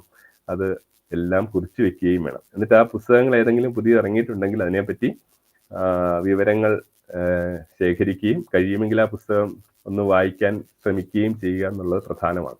എന്തായാലും നമ്മുടെ വിഷയത്തിൽ ഉണ്ടായിട്ടുള്ള പൂർവ്വപഠനങ്ങളെല്ലാം അപഗ്രഥിക്കേണ്ടത് അത്യാവശ്യമാണ്. അപ്പോൾ അങ്ങനെ അപഗ്രഥിക്കുന്നതുകൊണ്ട് ഉള്ള കാര്യം, നമ്മൾ ആദ്യം പറഞ്ഞ ഒരു കാര്യമുണ്ട്, പുതിയ അറിവ് നിർമ്മിക്കലാണ് ഗവേഷണം. അപ്പോൾ നമ്മൾ കണ്ടെത്താൻ ഉദ്ദേശിക്കുന്ന, നമ്മളൊരു പരികല്പന രൂപപ്പെടുത്തിയിട്ടുണ്ടാവും, ഇതിന്റെ റിസൾട്ട് ഇന്നതായിരിക്കും എന്ന് നമ്മളൊരു ചിന്തയുണ്ടായിരിക്കും. ആ ഗവേഷണ ആ ഫലം അത് മുമ്പ് ആരെങ്കിലും പറഞ്ഞിട്ടുണ്ടെങ്കിൽ നമ്മുടെ ഗവേഷണത്തിന്റെ വഴി മാറ്റേണ്ടി വരും. അതായത് ഒരാൾ മുമ്പ് പറഞ്ഞ കാര്യം വീണ്ടും പറഞ്ഞിട്ട് പ്രത്യേകിച്ച് കാര്യമൊന്നുമില്ല. അത് ചിലപ്പോൾ പ്ലേജറിസത്തിന്റെ കൂട്ടത്തിലേക്ക് പോകാനും സാധ്യതയുണ്ട്. നമ്മൾ ജെന്യുവിനായിട്ട് ചെയ്ത റിസർച്ച് ആണെങ്കിൽ പോലും നമ്മുടെ ഗവേഷണ കാലാവധി വലിയൊരു പ്രശ്നമാണ് പലപ്പോഴും. കാരണം നമ്മൾ ഗവേഷണം ചെയ്ത് തുടങ്ങിയ സമയത്ത് തന്നെ മറ്റൊരാള് അതേ സമാന്തരമായിട്ട് ഗവേഷണം ചെയ്തു. അപ്പോൾ നമ്മൾ കൂടുതൽ ആത്മാർത്ഥമായിട്ടൊക്കെ ഗവേഷണം ചെയ്യാൻ കൂടുതൽ സമയമെടുത്തു, മറ്റേയാള് പെട്ടെന്ന് തന്നെ തയ്യാറാക്കി കൊടുത്തു എന്നിരിക്കട്ടെ. ഉദാഹരണത്തിന് ട്രോളിനെ പറ്റി ഒരുപാട് പേര്, ഇപ്പം ട്രോൾ വന്നിട്ട് കുറച്ച് നാളെ ആയിട്ടുള്ളൂ, പക്ഷെ എങ്കിലും പല സ്ഥലത്തും പലരും അതിനെപ്പറ്റി ഗവേഷണം ചെയ്യുന്നുണ്ട്. അപ്പോൾ ആദ്യം കൊടുക്കുന്നത് ആരാണോ അവരുടേതാണ് ആദ്യത്തെ അതിന്റെ ഒരു ഗവേഷണ ഫലം. അപ്പൊ മറ്റുള്ളവരെ ശ്രദ്ധിക്കേണ്ടിയിരിക്കുന്നു, എന്താണ് അയാൾ പറഞ്ഞത്. അപ്പൊ അതിനനുസരിച്ചിട്ട് വിഷയത്തിൽ മാറ്റം വരുത്തി അയാൾ കണ്ടെത്തിയ കാര്യം തന്നെ വീണ്ടും അവതരിപ്പിക്കേണ്ടതില്ലല്ലോ. അപ്പൊ അതുകൊണ്ട് പുതിയ വിഷയം അല്ലെങ്കിൽ വിഷയത്തിൽ പുതിയ കാഴ്ചപ്പാടുകൾ ഉണ്ടാക്കി അതനുസരിച്ചിട്ടുള്ള ഒരു റിസൾട്ട് ഉണ്ടാക്കാൻ വേണ്ടി ശ്രമിക്കേണ്ടിയിരിക്കും. അപ്പോൾ ഒരു കാര്യം വളരെ ശ്രദ്ധിക്കേണ്ടത്, ഇപ്പൊ എനിക്ക് എൻ്റെ ധാരണ നിങ്ങൾ കാലിക്കറ്റ് യൂണിവേഴ്സിറ്റിയിൽ റിസർച്ച് ചെയ്യുന്ന ആളുകളാണെന്നാണ്. അപ്പോൾ നിങ്ങൾ എല്ലാവരും മറ്റ് സർവകലാശാലകളിലെ, കേരള സർവകലാശാല, മഹാത്മാഗാന്ധി സർവകലാശാല, അതുപോലെ മലയാള സർവകലാശാല, കേന്ദ്ര സർവകലാശാല, ഇങ്ങനെ മറ്റ് സർവകലാശാലകളിലെല്ലാം മദ്രാസിലും പിന്നെ മധുരയിലും ഒക്കെ ഉണ്ട് ഗവേഷണം. അപ്പൊ അവിടെയൊക്കെയുള്ള ഗവേഷണ വിഷയങ്ങൾ എന്തൊക്കെയാണെന്നുള്ള കാര്യം അന്വേഷിക്കണം. ഇതിൽ ചെറിയൊരു പ്രശ്നമുള്ളത്, ഓരോ സർവകലാശാലയുടെയും കീഴിൽ കോളേജുകളുണ്ട്, അവിടെയും ഗവേഷണം നടക്കുന്നുണ്ട്. അപ്പൊ അതൊക്കെ എല്ലാവരും പരസ്പരം അന്വേഷിക്കുകയും അറിയുകയും ചെയ്തില്ലെങ്കിൽ സമാന്തരമായിട്ട് ഉള്ള ഗവേഷണങ്ങളിൽ ആദ്യം ആരാണോ കൊടുക്കുന്നത് അവർക്ക് ഒരു മുൻഗണന ലഭിക്കാനുള്ള സാധ്യത ഉണ്ടെന്നുള്ള കാര്യവും ശ്രദ്ധിക്കണം. നമ്മൾ രജിസ്റ്റർ ചെയ്ത ഡേറ്റ് വെച്ചല്ല, സബ്മിറ്റ് ചെയ്യുന്ന ഡേറ്റ് വെച്ചിട്ടാണ് എപ്പോഴും ഗവേഷണത്തെ വിലമതിക്കുന്നത്. അപ്പൊ അതുകൊണ്ട് തന്നെ അക്കാര്യം നമ്മൾ ശ്രദ്ധിക്കേണ്ടതുണ്ട്. അപ്പൊ പൂർവ്വപഠന അപഗ്രഥനം വളരെ പ്രധാനമാണെന്ന് പറഞ്ഞല്ലോ. അപ്പോൾ ചിലര് ഗവേഷണ പ്രബന്ധത്തിൽ ആദ്യം പറയും ഇതിനെപ്പറ്റി മുമ്പ് പഠനങ്ങൾ ഒന്നും തന്നെ ഉണ്ടായിട്ടില്ല, അതാണ് ഇതിന്റെ പ്രസക്തി എന്ന് പറയും. മുമ്പ് പഠനങ്ങൾ ഉണ്ടായിട്ടില്ല എന്നത് അല്ല പ്രസക്തി, നമ്മുടെ പഠനത്തിൽ എന്ത് പുതുതായി പറയുന്നു എന്നതാണ് അതിന്റെ പ്രസക്തി. അപ്പൊ അതുകൊണ്ട് ഗവേഷണ പ്രസക്തി പറയുമ്പോൾ മുമ്പ് അധികം പഠനങ്ങൾ ഉണ്ടായിട്ടില്ല, അല്ലെങ്കിൽ നമ്മൾ എഴുതുമ്പം എഴുതാറുണ്ട് അതിനെ കുറച്ച് കാണിക്കുന്ന തരത്തിൽ മുമ്പ് പഠനങ്ങൾ ഉണ്ടായിട്ടുണ്ടെങ്കിലും വേണ്ട വിധത്തിൽ അത് ശരിയായിട്ടില്ല എന്ന തരത്തിലൊക്കെ ചിലർ പറയാറുണ്ട്. ഇതൊന്നും നല്ല ഒരു കീഴ്വഴക്കമല്ല. പൂർവ്വപഠനത്തിൽ ആരൊക്കെ എന്തൊക്കെ പഠനം നടത്തിയിട്ടുണ്ടോ സത്യസന്ധമായി അവതരിപ്പിക്കുകയും അതിൽ നിന്ന് വ്യത്യസ്തമായി നമുക്ക് എന്താണ് പറയാനുള്ളത്, അല്ലെങ്കിൽ ഈ ഗവേഷണം എന്താണ് കണ്ടെത്താൻ ഉദ്ദേശിക്കുന്നത് എന്നുള്ള കാര്യം പറയുകയും ചെയ്യുക. അപ്പൊ അതുകൊണ്ട് തന്നെ പൂർവ്വപഠന അപഗ്രഥനം ഗവേഷണത്തിന്റെ അടിത്തറയാണ്, പ്രധാനപ്പെട്ട കാര്യമാണ്. പിന്നെ മറ്റൊരു കാര്യം, എന്നോടൊരാൾ ചോദിച്ചു നമ്മൾ ഈ റിസർച്ചിന്റെ കാര്യം മാത്രം വായിച്ചാൽ മതിയോ എന്ന്. ഇപ്പം ഞാൻ തിരിച്ചു ചോദിച്ചാൽ നിങ്ങൾ നല്ലൊരു വായനക്കാരാണെങ്കിൽ എന്തൊക്കെ വായിക്കും? നമ്മൾ ലൈബ്രറിയിൽ കിട്ടാവുന്ന വിവരങ്ങളെല്ലാം, ഈ ഗവേഷണം ശരിക്കും പറഞ്ഞാൽ നമ്മുടെ വിഷയം മാത്രം പഠിക്കുകയാണെങ്കിൽ 1-2 വർഷം കൊണ്ട് പൂർത്തീകരിക്കാവുന്ന ഒരു പ്രക്രിയയാണ്. പക്ഷേ നമ്മൾ അതിനോടൊപ്പം ധാരാളമായി വായിക്കണം, നല്ലൊരു ഭാഷയും നല്ലൊരു ശൈലിയും ഒക്കെ രൂപപ്പെടുത്തിയെടുക്കണം. പിന്നെ വസ്തുനിഷ്ഠമായിട്ട് എഴുതാൻ വേണ്ടി പരിശീലിക്കണം. അപ്പോൾ ശരിക്കും പറഞ്ഞാൽ PhD നേടിയ ഒരാൾക്ക് ജോലി സാധ്യത കൂടുതലാണ്, അവർക്ക് സമൂഹം ഒരു വലിയ പരിഗണന നൽകുന്നുണ്ട്. അത് കാരണം എന്തെന്ന് വെച്ചാൽ പല വിഷയത്തിൽ ധാരാളമായ അറിവ് ലഭിച്ചവരാണ് അവർ എന്നുള്ള ഒരു വിചാരം സമൂഹത്തിനുള്ളതുകൊണ്ടാണ്. അല്ലാതെ ഇപ്പം നമ്മൾ ഏതെങ്കിലും ഒരു പ്രത്യേക വിഷയത്തിൽ മാത്രം അറിയാവുന്ന ആളാണെന്നുള്ള ഒരു ധാരണയല്ല സമൂഹത്തിലുള്ള. PhD എന്ന് പറഞ്ഞാൽ ഏറ്റവും വലിയ ഒരു ഡിഗ്രി ആയതുകൊണ്ട് തന്നെ നമ്മുടെ ഗവേഷണ വിഷയത്തോടൊപ്പം സമാന്തരമായി ധാരാളം വായനയും വേണം. ചിലപ്പോൾ നമ്മൾ സമാന്തരമായി വായിക്കുന്ന പുസ്തകങ്ങളിൽ നിന്ന് ചിലപ്പോൾ നമ്മുടെ ഗവേഷണവുമായി ബന്ധപ്പെട്ട ചില കാര്യങ്ങൾ കിട്ടിയെന്ന് വരും. അപ്പൊ അത് പ്രയോജനം ചെയ്യുകയും ചെയ്യും. അപ്പൊ അതിന്റെ ഒരു ശതമാനം കുറച്ചാൽ മതി. ഇപ്പോൾ 80% പുസ്തകം നമ്മുടെ വിഷയത്തിൽ വായിക്കുമ്പോൾ 20% പുസ്തകങ്ങൾ പുതിയ ഏതെങ്കിലുമൊക്കെ പുസ്തകങ്ങൾ വായിക്കുകയും ചെയ്യുന്ന ഒരു രീതി നമ്മൾ രൂപപ്പെടുത്തിയെടുക്കുകയും വേണം. പിന്നെ മറ്റൊരു കാര്യം പറയാനുള്ളത്, ഗവേഷകർക്ക് ഇഷ്ടംപോലെ സമയമുണ്ട് എന്നൊരു ധാരണ പൊതുവെ കാണാറുണ്ട്. അതാണ് നമ്മുടെ ഗവേഷണത്തെ വളരെയേറെ നീട്ടിക്കൊണ്ടു പോകുന്ന ഒരു പ്രശ്നം. കാരണം ഇത് ആരും തന്നെ ഇപ്പോൾ ഒരു സാധാരണഗതിയിൽ ഒരു BAക്കോ MAക്കോ പഠിക്കുന്ന ഒരു വിദ്യാർത്ഥിയെ സംബന്ധിച്ച് അവർക്ക് കൃത്യസമയത്ത് ഇന്റേണൽ പരീക്ഷ, യൂണിവേഴ്സിറ്റി പരീക്ഷയൊക്കെ നടക്കുന്നതുകൊണ്ട് അതിൻ്റെ കൃത്യമായ ഘടനയുണ്ട്. ഇത് നമുക്ക് എത്ര വേണേലും നീട്ടിക്കൊണ്ടു പോകാമെന്ന ധാരണ പൊതുവെ ഉണ്ട്. അതുകൊണ്ട് നാളത്തേക്ക് മാറ്റി വെക്കുകയും ഒക്കെ ചെയ്യുന്നത് വലിയ പ്രശ്നമായിട്ട് കാണാറുണ്ട്. അപ്പം അതുകൊണ്ട് നമ്മൾ കൃത്യമായൊരു പ്ലാനിങ്ങോട് കൂടി വേണം എപ്പോഴും ഗവേഷണം ചെയ്യാൻ. ഗവേഷണത്തിൽ പ്ലാനിങ് വളരെ പ്രധാനമാണ്. ഇനിയും ആഗര സംഭരണ വിധങ്ങൾ, അതിലെ സാഹിത്യ പഠനം ഒഴികെയുള്ള മറ്റ് ഫീൽഡ് വർക്ക് അതുപോലുള്ള കാര്യങ്ങൾക്ക് ഉപയോഗിക്കുന്ന പ്രധാനപ്പെട്ട കാര്യങ്ങളാണ്. ഒന്ന് ചോദ്യാവലിയാണ്. ചോദ്യാവലി അഥവാ ക്വസ്റ്റ്യനെയർ, പിന്നെ മുഖാമുഖം അഥവാ ഇന്റർവ്യൂ, നിരീക്ഷണം, ഒബ്സർവേഷൻ, പിന്നെ ഫീൽഡ് വർക്ക്. ഫീൽഡ് വർക്കിന് ചുമ്മാർ ചുണ്ടൽ സാർ കൊടുത്ത ഒരു പേരാണ് മണ്ഡലവൃത്തി എന്നുള്ളത്. പക്ഷെ അത് മണ്ഡല എന്ന വാക്ക് കേരളത്തിൽ മറ്റ് അർത്ഥത്തിൽ ഉപയോഗിക്കുന്നുണ്ട്, മണ്ഡലക്കാലം എന്നൊക്കെ പറഞ്ഞിട്ട് ഉപയോഗിക്കുന്നത് കൊണ്ട് തന്നെ പലരും ഈ പേര് അത്ര പ്രചാരം നേടിയില്ല. ഫീൽഡ് വർക്ക് എന്ന പദം തന്നെയാണ് കൂടുതൽ ഉപയോഗിക്കുക. മലയാളത്തിലെ ഒരു പദമായിട്ട് അത് മാറിക്കഴിഞ്ഞിരിക്കുന്നു. അതുകൊണ്ട് തന്നെ ഫീൽഡ് വർക്ക് എന്ന് തന്നെയാണ് ഞാൻ ഇവിടെ ഇനിയും പറയാൻ ഉദ്ദേശിക്കുന്നത്. എന്നാൽ ഇങ്ങനൊരു മണ്ഡല ഗവേഷണം എന്ന് പറഞ്ഞ ഡോക്ടർ JJ പള്ളത്ത് അതിനെപ്പറ്റി പറയുന്നുണ്ട്. അപ്പൊ ആ ഒരു പേര് കൂടി ഉണ്ടെന്ന് മനസ്സിലാക്കാൻ ഇവിടെ പറഞ്ഞു തന്നേ ഉള്ളൂ. അപ്പം നമ്മള് ഒരു നമ്മുടെ ഈ സിലബസിലുള്ളത് കൊണ്ടാണ് ഇങ്ങനെ പറയുന്നത്. ചോദ്യാവലി തയ്യാറാക്കുന്നതിനെ സംബന്ധിച്ചാണ്. ആദ്യം എങ്ങനെയാണ് ഒരു ചോദ്യാവലി തയ്യാറാക്കുന്നത്? ഒരു ഗവേഷണ ചോദ്യവും അതിന്റെ പരികല്പനയും നമ്മൾ ആദ്യം രൂപപ്പെടുത്തണം. നമ്മുടെ എല്ലാ ഗവേഷണത്തിനും ഒരു ചോദ്യമുണ്ട്. ഏത് വിഷയമായാലും, ഫോക്ലോറും ഭാഷാശാസ്ത്രവും മാത്രമല്ല, ഏത് വിഷയത്തിലായാലും ഒരു ഗവേഷണ പ്രശ്നം ഉണ്ടാകണം. റിസർച്ച് ക്വസ്റ്റ്യൻ, ഒരു റിസർച്ച് പ്രോബ്ലം ഉണ്ടാവണം. ആ പ്രോബ്ലത്തിന് നമ്മൾ തന്നെ കണ്ടെത്തുന്ന ഒരു പരികല്പനയും ഉണ്ടാവണം. ഇനിയും അടുത്തത് ഈ ഗവേഷണ പ്രക്രിയ എന്ന് പറയുന്നത് ഈ പരികല്പനയെ അല്ലെങ്കിൽ ഹൈപ്പോത്തസിസിനെ പരിശോധിക്കുക എന്നതാണ്. പരിശോധിച്ച് അതിലൊരു നിഗമനത്തിൽ എത്തിച്ചേരുക എന്നതാണ്. പരികൽപ്പന പരിശോധിക്കുന്നതിനുള്ള കാര്യങ്ങൾ എന്തൊക്കെയാണ് വേണ്ടതെന്ന് നമ്മൾ ആദ്യം തിരിച്ചറിയണം. അങ്ങനെയാണ് ചോദ്യാവലി പ്ലാൻ ചെയ്യുന്നത്. അതിനനുസരിച്ചിട്ട് ചോദ്യങ്ങൾ നിർമ്മിക്കണം. നമുക്ക് ആവശ്യമുള്ള ചോദ്യങ്ങളാണ് നിർമ്മിക്കേണ്ടത്. ചോദ്യാവലി രൂപപ്പെടുത്തുന്നതിന് കൃത്യമായ ഒരു പ്ലാനിങ് ആവശ്യമാണ്. എന്താ അത് പറയാൻ കാര്യം എന്ന് വെച്ചാൽ, നമ്മൾ ചെന്നിട്ട് ഏതൊരു മനുഷ്യനോടാണ്, ഏതൊരു ആവേദകനോടാണ് ചോദ്യം ചോദിക്കാൻ ഉദ്ദേശിക്കുന്നത്, അയാളുടെ പ്രായം എത്രയാണ്, അയാളിൽ നിന്ന് എന്തെല്ലാം വിവരങ്ങളാണ് ലഭിക്കേണ്ടത് നമ്മുടെ ഗവേഷണത്തിന്.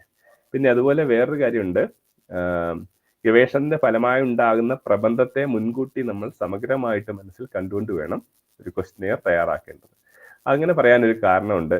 1ാമത്തെ അധ്യായമാണ് ഇപ്പോൾ എഴുതിക്കൊണ്ടിരിക്കുന്നത്, അല്ലെങ്കിൽ 2ാമത്തെ അധ്യായമാണ് എഴുതിക്കൊണ്ടിരിക്കുന്നത്. അതിലേക്ക് ആവശ്യമുള്ള ചോദ്യം മാത്രം തയ്യാറാക്കി ഒരു ചോദ്യാവലി തയ്യാറാക്കി കൊണ്ടുപോയാൽ പിന്നീട് വീണ്ടും അതേ സ്ഥലത്ത് തന്നെ പോയി അതേ ആളോട് വീണ്ടും ചോദിക്കേണ്ടി വരും. അപ്പൊ അതിന് പകരം കുറേ കാര്യങ്ങൾ മനസ്സിൽ പ്ലാൻ ചെയ്യുക. ഈ അടുത്ത അധ്യായങ്ങളിലേക്ക് എന്തെങ്കിലും കാര്യങ്ങൾ ആവശ്യമുണ്ടോ, ഈ ഫീൽഡിൽ നിന്ന് വേറെ എന്തെങ്കിലും കാര്യങ്ങൾ ആവശ്യമുണ്ടോ, ഇങ്ങനെയുള്ള കാര്യങ്ങളെല്ലാം കൃത്യമായി മനസ്സിൽ കണ്ടതിന് ശേഷം വേണം ചോദ്യാവലി തയ്യാറാക്കേണ്ടത്. അപ്പൊ ഈ ചോദ്യാവലി എപ്പോഴും ഗൈഡിനെ കാണിച്ചിട്ട്, അതുപോലെ വേണമെങ്കിൽ സഹഗവേഷകരെയും കാണിച്ചിട്ട്, മറ്റാരെങ്കിലും ഒക്കെ ഒന്ന് കാണിച്ച് ഇതുകൊണ്ട് ഈ വിഷയത്തിലെ വേണ്ട വിവരങ്ങൾ ലഭിക്കുമോ എന്നൊന്ന് അന്വേഷിക്കുന്നത് എപ്പോഴും നല്ലതായിരിക്കും. അപ്പൊ ഇങ്ങനെയാണ് ചോദ്യാവലിയുടെ ക്വസ്റ്റ്യറിന്റെ പ്ലാനിങ്. ഈ തരത്തിലാണ് വേണ്ടത്. അതിന്റെ അടിസ്ഥാനത്തിലാണ് ചോദ്യാവലി തയ്യാറാക്കുന്നത്. ചോദ്യാവലി ഏതെല്ലാം തരത്തിലുണ്ട്? ബഹുവികൽപ്പ ചോദ്യങ്ങളുണ്ട്. നമ്മൾ പറയാറുണ്ട് ഒബ്ജക്റ്റീവ്, പല 4 ഓപ്ഷൻസ് വെച്ചിട്ടുള്ള ചോദ്യങ്ങൾ. അത് ഓരോ വിഷയത്തിനനുസരിച്ചിട്ടുണ്ട്. നമുക്കിപ്പം ഭാഷാശാസ്ത്രത്തിന്റെയോ ഫോക്ലോറിന്റെയോ ഒക്കെ ഫീൽഡ് വർക്കിൽ ബഹുവികൽപ്പ ചോദ്യങ്ങൾക്ക് പ്രസക്തിയില്ല. ദ്വിവികൽപ്പ ചോദ്യങ്ങൾ അതെ അല്ലെങ്കിൽ അല്ല എന്ന് പറയുന്ന ചോദ്യങ്ങളുണ്ട്. അത് ചില സന്ദർഭത്തിൽ പ്രയോജനം ചെയ്യുന്നല്ലാതെ എപ്പോഴും അത് ആവശ്യം വരികയില്ല. പിന്നെ ഭാഷാശാസ്ത്രത്തിൽ ഉപയോഗിക്കുന്ന വളരെ രസകരമായ ഒരു ഇതാണ് ചിത്രാധിഷ്ഠിത ചോദ്യം. ഇത് ഏത് സന്ദർഭത്തിലാണ് ഉപയോഗിക്കുന്നത് വെച്ചാൽ, മലയാളം അറിഞ്ഞുകൂടാത്ത, എന്നാൽ മലയാളത്തിന്റെ അല്ലെങ്കിൽ ചില ഡയലക്റ്റ്, ഇപ്പൊ ട്രൈബൽ ഫീൽഡ് വർക്കിനൊക്കെ ചെല്ലുന്ന സമയത്ത് ചില വസ്തുക്കളുടെ ചിത്രങ്ങൾ കാണിച്ചിട്ട് നമുക്ക് ഇതിന് നിങ്ങൾ പറയുന്ന പേരെന്താണ്, നമുക്ക് അവരുടെ ഭാഷയെ, നമ്മുടെ ഭാഷ അവർക്ക് മനസ്സിലാവുന്നില്ല, അല്ലെങ്കിൽ അവർക്ക് ആ വസ്തു അറിയാം, പക്ഷെ ഇപ്പം നിറങ്ങളുടെ പേരുകൾ, ഇപ്പം നിറങ്ങൾ കാണിച്ചിട്ട് നീല കളർ, ഇതിന് നിങ്ങൾ എന്താണ് പറയുന്നത് എന്ന് ചോദിക്കാം. ഇങ്ങനെയൊക്കെയുള്ളത് ചിത്രാധിഷ്ഠിത ചോദ്യങ്ങൾ കൊടുക്കാവുന്നതാണ്. പിന്നെ പദാവലി അധിഷ്ഠിത ചോദ്യങ്ങളുണ്ട്, ഭാഷാശാസ്ത്രത്തിൽ ഉപയോഗിക്കുന്നതാണ്. ഉദാഹരണത്തിന് കിൻഷിപ്പ് ടേംസ് എന്ന് പറയുന്നത് ബന്ധസൂചക പദങ്ങൾ. അപ്പോൾ അത് ആ പദങ്ങൾ പറഞ്ഞിട്ട് അതിൻ്റെ അവരുടെ ഭാഷയിൽ ഉപയോഗിക്കുന്ന പേര്, അച്ഛൻ, അമ്മ തുടങ്ങിയ രക്തബന്ധവുമായിട്ട് ബന്ധപ്പെട്ട അല്ലെങ്കിൽ പലതരത്തിലുള്ള ബന്ധസൂചക പദങ്ങൾ. അപ്പം നമ്മുടെ ഈ ഭാഷാഗോത്രത്തിൻ്റെയൊക്കെ സ്വഭാവം അതിൽ വ്യക്തമാണ്. ദ്രാവിഡ ഭാഷാഗോത്രത്തിൽപ്പെട്ട ഭാഷകളിലെല്ലാം ഏതാണ്ട് സമാനമായ പദങ്ങളായിരിക്കും ഉപയോഗിക്കുക. അപ്പം അതിലുള്ള വ്യത്യാസങ്ങൾ നമുക്ക് കണ്ടെത്തുകയും ആ വ്യത്യാസം വരാനുള്ള കാരണം എന്തെന്ന് മനസ്സിലാക്കുകയും ചെയ്താൽ അത് ഭാഷാ പഠനത്തിന് വളരെ പ്രയോജനപ്പെടും. നമ്മുടെ സാധാരണ എല്ലാ പഠനങ്ങൾക്കും ഉപയോഗിക്കാവുന്നത് വിവരണാത്മക ചോദ്യങ്ങളാണ്. ഇത് സാഹിത്യ പഠനത്തിന് ഉപയോഗിക്കാം. സാഹിത്യ പഠനത്തിന് ഒരു എഴുത്തുകാരനുമായിട്ട് വേണമെങ്കിൽ വിവരണാത്മക ചോദ്യങ്ങൾ നമ്മൾ നേരിട്ടൊരു ഇന്റർവ്യൂ നടത്തുന്ന സമയത്ത് അതിനുവേണ്ടി തയ്യാറാക്കുന്ന ചോദ്യങ്ങളുണ്ട്. പിന്നെ ഭാഷാശാസ്ത്രത്തിന്റെ ഫീൽഡ് വർക്കിനായാലും വിവരണാത്മക ചോദ്യങ്ങൾ നമുക്ക് ഉപയോഗിക്കാം. ചോദ്യാവലിക്ക് ചില ഗുണങ്ങളുമുണ്ട്, ദോഷങ്ങളുമുണ്ട്. ഗുണങ്ങൾ എന്ന് പറഞ്ഞാൽ നമ്മൾ വിവരം തരുന്ന ആവേദകരുടെ ചിന്താഗതി നമുക്ക് കൃത്യമായിട്ട് മനസ്സിലാക്കാൻ കഴിയും. അതുപോലെ പ്രാഥമിക വിവരശേഖരണത്തിന്, പ്രൈമറി ഡാറ്റ കളക്ഷൻ എപ്പോഴും പ്രയോജനം ചെയ്യുന്ന ഒന്നാണ് ചോദ്യാവലി. അതുപോലെ സ്ഥിതിവിവര കണക്കുകളുടെ ശേഖരണത്തിന് പ്രയോജനം ചെയ്യും. ഈ സ്റ്റാറ്റിസ്റ്റിക്കൽ ഡാറ്റ എവിടെന്നെങ്കിലുമൊക്കെ ശേഖരിക്കും. ഇപ്പം ജനസംഖ്യാപരമായ കണക്കുകളോ അല്ലെങ്കിൽ ചില വാക്കുകൾ, അത്തരത്തിലുള്ള പദങ്ങളുടെ ശേഖരണത്തിന് അതിനൊക്കെ ഉപകാരപ്പെടും. പക്ഷെ ഇതിന്റെ ദോഷം എന്താണെന്ന് വെച്ചാൽ വളരെ പരിമിതമായ വിവരങ്ങൾ മാത്രമേ ചോദ്യാവലിയിൽ നിന്ന് ലഭിക്കുകയുള്ളൂ. ഗവേഷണത്തിന്റെ പൂർണ്ണമായ വിവരങ്ങളൊന്നും ലഭിക്കുകയില്ല. അതുപോലെ ചോദ്യാവലി ചോദ്യം ചോദിക്കുക ഉത്തരം കിട്ടുകയും ചെയ്യുന്ന ഒരു മെത്തേഡാണ്. ഈ ഒരു രീതി, ഈ മെത്തേഡിന്റെ കാര്യം മാത്രമാണ് പറയുന്നത്, അത് സംവാദത്തിനും വേണ്ടത്ര ഇടപഴകലിനും അവസരം നൽകുന്നില്ല എന്നുള്ളതാണ്. അപ്പൊ അതിന് സാധ്യതയുള്ള ഒന്നാണ് മുഖാമുഖം അഥവാ ഇന്റർവ്യൂ എന്ന് പറയുന്നത്. ഇന്റർവ്യൂ പൊതുവെ ഇത് സോഷ്യോളജിയിലെ ഒരു വിഭജനമാണ്. 2 തരത്തിലുള്ള ഇന്റർവ്യൂ പറയുന്നുണ്ട്. ഘടനാത്മകമായ മുഖാമുഖം, സ്ട്രക്ചേർഡ് ഇന്റർവ്യൂ. ഗവേഷണ ആവശ്യത്തിന് വേണ്ടിയിട്ട് മുൻകൂട്ടി തീരുമാനിച്ച് രൂപപ്പെടുത്തിയുള്ള ചോദ്യങ്ങളായിരിക്കും ഈ ഇന്റർവ്യൂവിൽ ചോദിക്കുന്നത്. ഘടനാരഹിതമായ മുഖാമുഖം എന്ന് പറയുന്നത്, ഇതിനെ ആഴത്തിലുള്ള മുഖാമുഖം എന്നും പറയാറുണ്ട്. അൺസ്ട്രക്ചേർഡ് ഇന്റർവ്യൂ ആണ്. ചോദ്യകർത്താവിനും ആവേദകനും നല്ല സ്വാതന്ത്ര്യമുണ്ട്. പക്ഷേ ഈ മുഖാമുഖത്തിലുള്ള ഒരു പ്രശ്നം എന്ന് പറഞ്ഞാൽ, ഇത് കൺട്രോൾ ചെയ്തില്ലെങ്കിൽ നമ്മൾ ചർച്ച ചെയ്ത് വേറെ വിഷയങ്ങളിലേക്കൊക്കെ പോകും. ഇപ്പോൾ ഏതെങ്കിലും ഒരു സ്ഥലത്ത് ഫീൽഡ് വർക്കിന് ചെല്ലുന്നു, അപ്പോൾ അവരോട് വിശേഷങ്ങളൊക്കെ ചോദിച്ച് അവസാനം നമ്മൾ വന്ന കാര്യം മറന്നു പോകുന്ന അവസ്ഥ ചിലപ്പോൾ ഘടനാരഹിതമായ മുഖാമുഖത്തിനുണ്ടാവാൻ സാധ്യതയുണ്ടെന്നുള്ളതാണ്. ഇപ്പോൾ എൻ്റെ ഒരു സുഹൃത്ത് ഒരു സ്ഥലത്ത് പോയി റിസർച്ചിന് ചെയ്യുന്ന സമയത്ത് അവിടെ കാര്യമെല്ലാം പറഞ്ഞപ്പോൾ പറഞ്ഞു, ഇവിടെ നല്ല പല വസ്തുക്കളും കിട്ടും, നല്ല കപ്പ കിട്ടും, തേനൊക്കെ കിട്ടും, വേണമെന്ന് ചോദിച്ചു. അപ്പോൾ അതിനെപ്പറ്റിയായി പിന്നെ ചർച്ച. അപ്പോൾ വന്ന കാര്യം മറന്നുപോയി. പിന്നീടാണ് ഓർത്തത്, അയ്യോ ഇതിനല്ലല്ലോ വന്നത്. അപ്പം എന്നിട്ട് പിന്നെ അത് പറഞ്ഞു തുടങ്ങിയപ്പോഴത്തേക്ക് ഇയാൾ അവിടുന്ന് പോയി കഴിഞ്ഞു, ആ സാധനങ്ങളൊക്കെ എടുക്കാൻ വേണ്ടി പോയി കഴിഞ്ഞു. ഇങ്ങനെയൊക്കെയുള്ള കാര്യങ്ങളുണ്ട്. പിന്നെ അതുപോലെ നമ്മൾ ഇന്റർവ്യൂവിനൊക്കെ ചെല്ലുന്ന സമയത്ത് ഒരുപാട് കാര്യങ്ങൾ ശ്രദ്ധിക്കേണ്ടതുണ്ട്. ഒന്ന്, നമ്മൾ ഒരാളോട് ഒരു പാട്ട് പാടിത്തരാമോ, ഫീൽഡ് വർക്ക് ചെയ്യുന്നു, ട്രൈബൽ സ്റ്റഡീസിനോ അല്ലെങ്കിൽ ഒരു നാടൻ പാട്ടിന്റെ ശേഖരണവുമായി ബന്ധപ്പെട്ടാണ് പോകുന്നതെങ്കിൽ നമ്മൾ നമ്മളുടെ കാര്യം തന്നെ ആലോചിക്കുക. നമ്മളോട് വന്ന് പെട്ടെന്ന് ഒരാളൊരു പാട്ട് പാടാൻ പറഞ്ഞാൽ നമ്മൾ പാടുമോ? ഇതുപോലെയാണ് അവസ്ഥ. ചിലപ്പോൾ പ്രൊഫഷണൽ ആയിട്ടുള്ള ആളുകളാണെങ്കിൽ, അല്ലെങ്കിൽ ആ കലാരൂപം അവതരിപ്പിക്കുന്ന ആളുകളാണെങ്കിൽ അതിനെപ്പറ്റി അവർ കൃത്യമായിട്ട് കാര്യങ്ങൾ പറയും. പക്ഷേ നമ്മൾ എന്തൊക്കെയാണ് വേണ്ടത്, ഇപ്പം ഈ രണ്ട് മുഖാമുഖത്തിനും ഗുണമുണ്ട് ദോഷമുണ്ട്. ഈ ഘടനാത്മകമായ സ്ട്രക്ചേർഡ് ഇന്റർവ്യൂവിനുള്ള പ്രത്യേകത എന്ന് പറഞ്ഞാൽ, അത് നേരത്തെ പറഞ്ഞതുപോലെ പരികല്പന അനുസരിച്ച് വേണ്ട കാര്യങ്ങൾ മാത്രം ശേഖരിക്കുന്നതാണ്. ഇതില് പക്ഷേ കൂടുതൽ വിവരങ്ങൾ കിട്ടും തന്നെയല്ല, കുറച്ചുകൂടെ സത്യസന്ധമായിട്ട് ആളുകൾ കാര്യങ്ങൾ പറയാൻ സാധ്യതയുണ്ട്. ഘടനാരഹിതമായ അൺസ്ട്രക്ചേർഡ് ഇന്റർവ്യൂവിന് അങ്ങനെ ഗുണമുണ്ട്. അപ്പൊ ഇതാണ് രണ്ട് തരത്തിലുള്ള ഇന്റർവ്യൂകൾ. അടുത്തത് നിരീക്ഷണം അഥവാ ഒബ്സർവേഷൻ എന്ന് പറയുന്ന ഒരു രീതിയാണ്. അത് 4 തരത്തിലുണ്ട്. ഒന്ന് നിയന്ത്രിത നിരീക്ഷണമാണ്. അത് നമ്മുടെ മലയാള പഠനത്തിൽ അതിന് വലിയ സാധ്യതയൊന്നുമില്ല. പരീക്ഷണശാല പോലെയുള്ള നിയന്ത്രിതമായ സാഹചര്യത്തിൽ നടത്തുന്നത്. ഭാഷാശാസ്ത്ര പഠനത്തിൽ ചിലപ്പോൾ റെക്കോർഡിംഗ് റൂമിൽ കൊണ്ടുപോയി ഒരു ആളെ ഇരുത്തിയിട്ട് അവരുടെ പ്രാദേശിക ഭാഷയിൽ സ്വാഭാവികമായി സംസാരിക്കാൻ പറഞ്ഞത് റെക്കോർഡ് ചെയ്യാൻ, അല്ലെങ്കിൽ നമ്മൾ ചോദിക്കുന്നതിന് അനുസരിച്ച് ഒരു റെക്കോർഡിംഗ് സ്റ്റുഡിയോയിൽ വെച്ച് നടത്തുന്ന വേണമെങ്കിൽ ഈ വിഭാഗത്തിൽപ്പെടുത്താം. പക്ഷെ ഇത് ശാസ്ത്ര വിഷയങ്ങൾക്കാണ് നിയന്ത്രിത നിരീക്ഷണം എപ്പോഴും ഉപയോഗിക്കുന്നത്. ഇനിയുള്ളത് സ്വാഭാവിക സാഹചര്യത്തിലുള്ള നിരീക്ഷണമാണ്.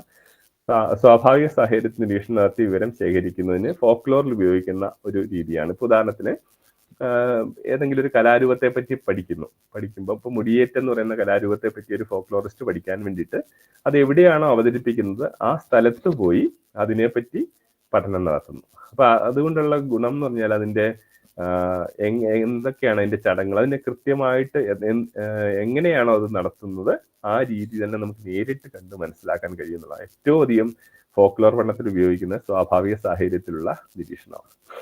മറ്റൊന്നെന്ന് പറഞ്ഞാൽ പങ്കാളിത്ത നിരീക്ഷണം. ഇത് കൂട്ടായ്മയിൽ പങ്കുചേർന്നുകൊണ്ടുള്ള നിരീക്ഷണവും വിവരശേഖരവുമാണ്. അപ്പൊ ഇത് വളരെ ശ്രമകരമായ ഒന്നാണ്. ഉദാഹരണത്തിന് നമ്മൾ ഒരു സ്ഥലത്ത് പോവുകയാണെങ്കിൽ ആ ഫീൽഡിലുള്ള ആളുകളുമായിട്ട് ബന്ധം സ്ഥാപിച്ച് അവരോടൊപ്പം താമസിച്ച് അവരുടെ കൂട്ടത്തിൽ നിന്നും വിവരങ്ങൾ ശേഖരിക്കുന്ന രീതി. അപ്പൊ ഇത് വിജയിക്കുന്നതാണ്. ഇത് നല്ല സത്യസന്ധമായ വിവരങ്ങളും കൃത്യമായ വിവരങ്ങളും നമുക്ക് ലഭിക്കും. പക്ഷെ അവിടെ അവരുമായി ബന്ധം സ്ഥാപിക്കുന്നത് വളരെ പ്രധാനപ്പെട്ട ഒരു കാര്യമാണ്. അപ്പൊ ആ കൂട്ടായ്മയായി ബന്ധം സ്ഥാപിക്കണം എന്ന് തന്നെയുമല്ല, അവരുടെ വിശ്വാസം നേടിയെടുക്കണം. എന്നാൽ മാത്രമേ വിവരങ്ങൾ നൽകുകയുള്ളൂ.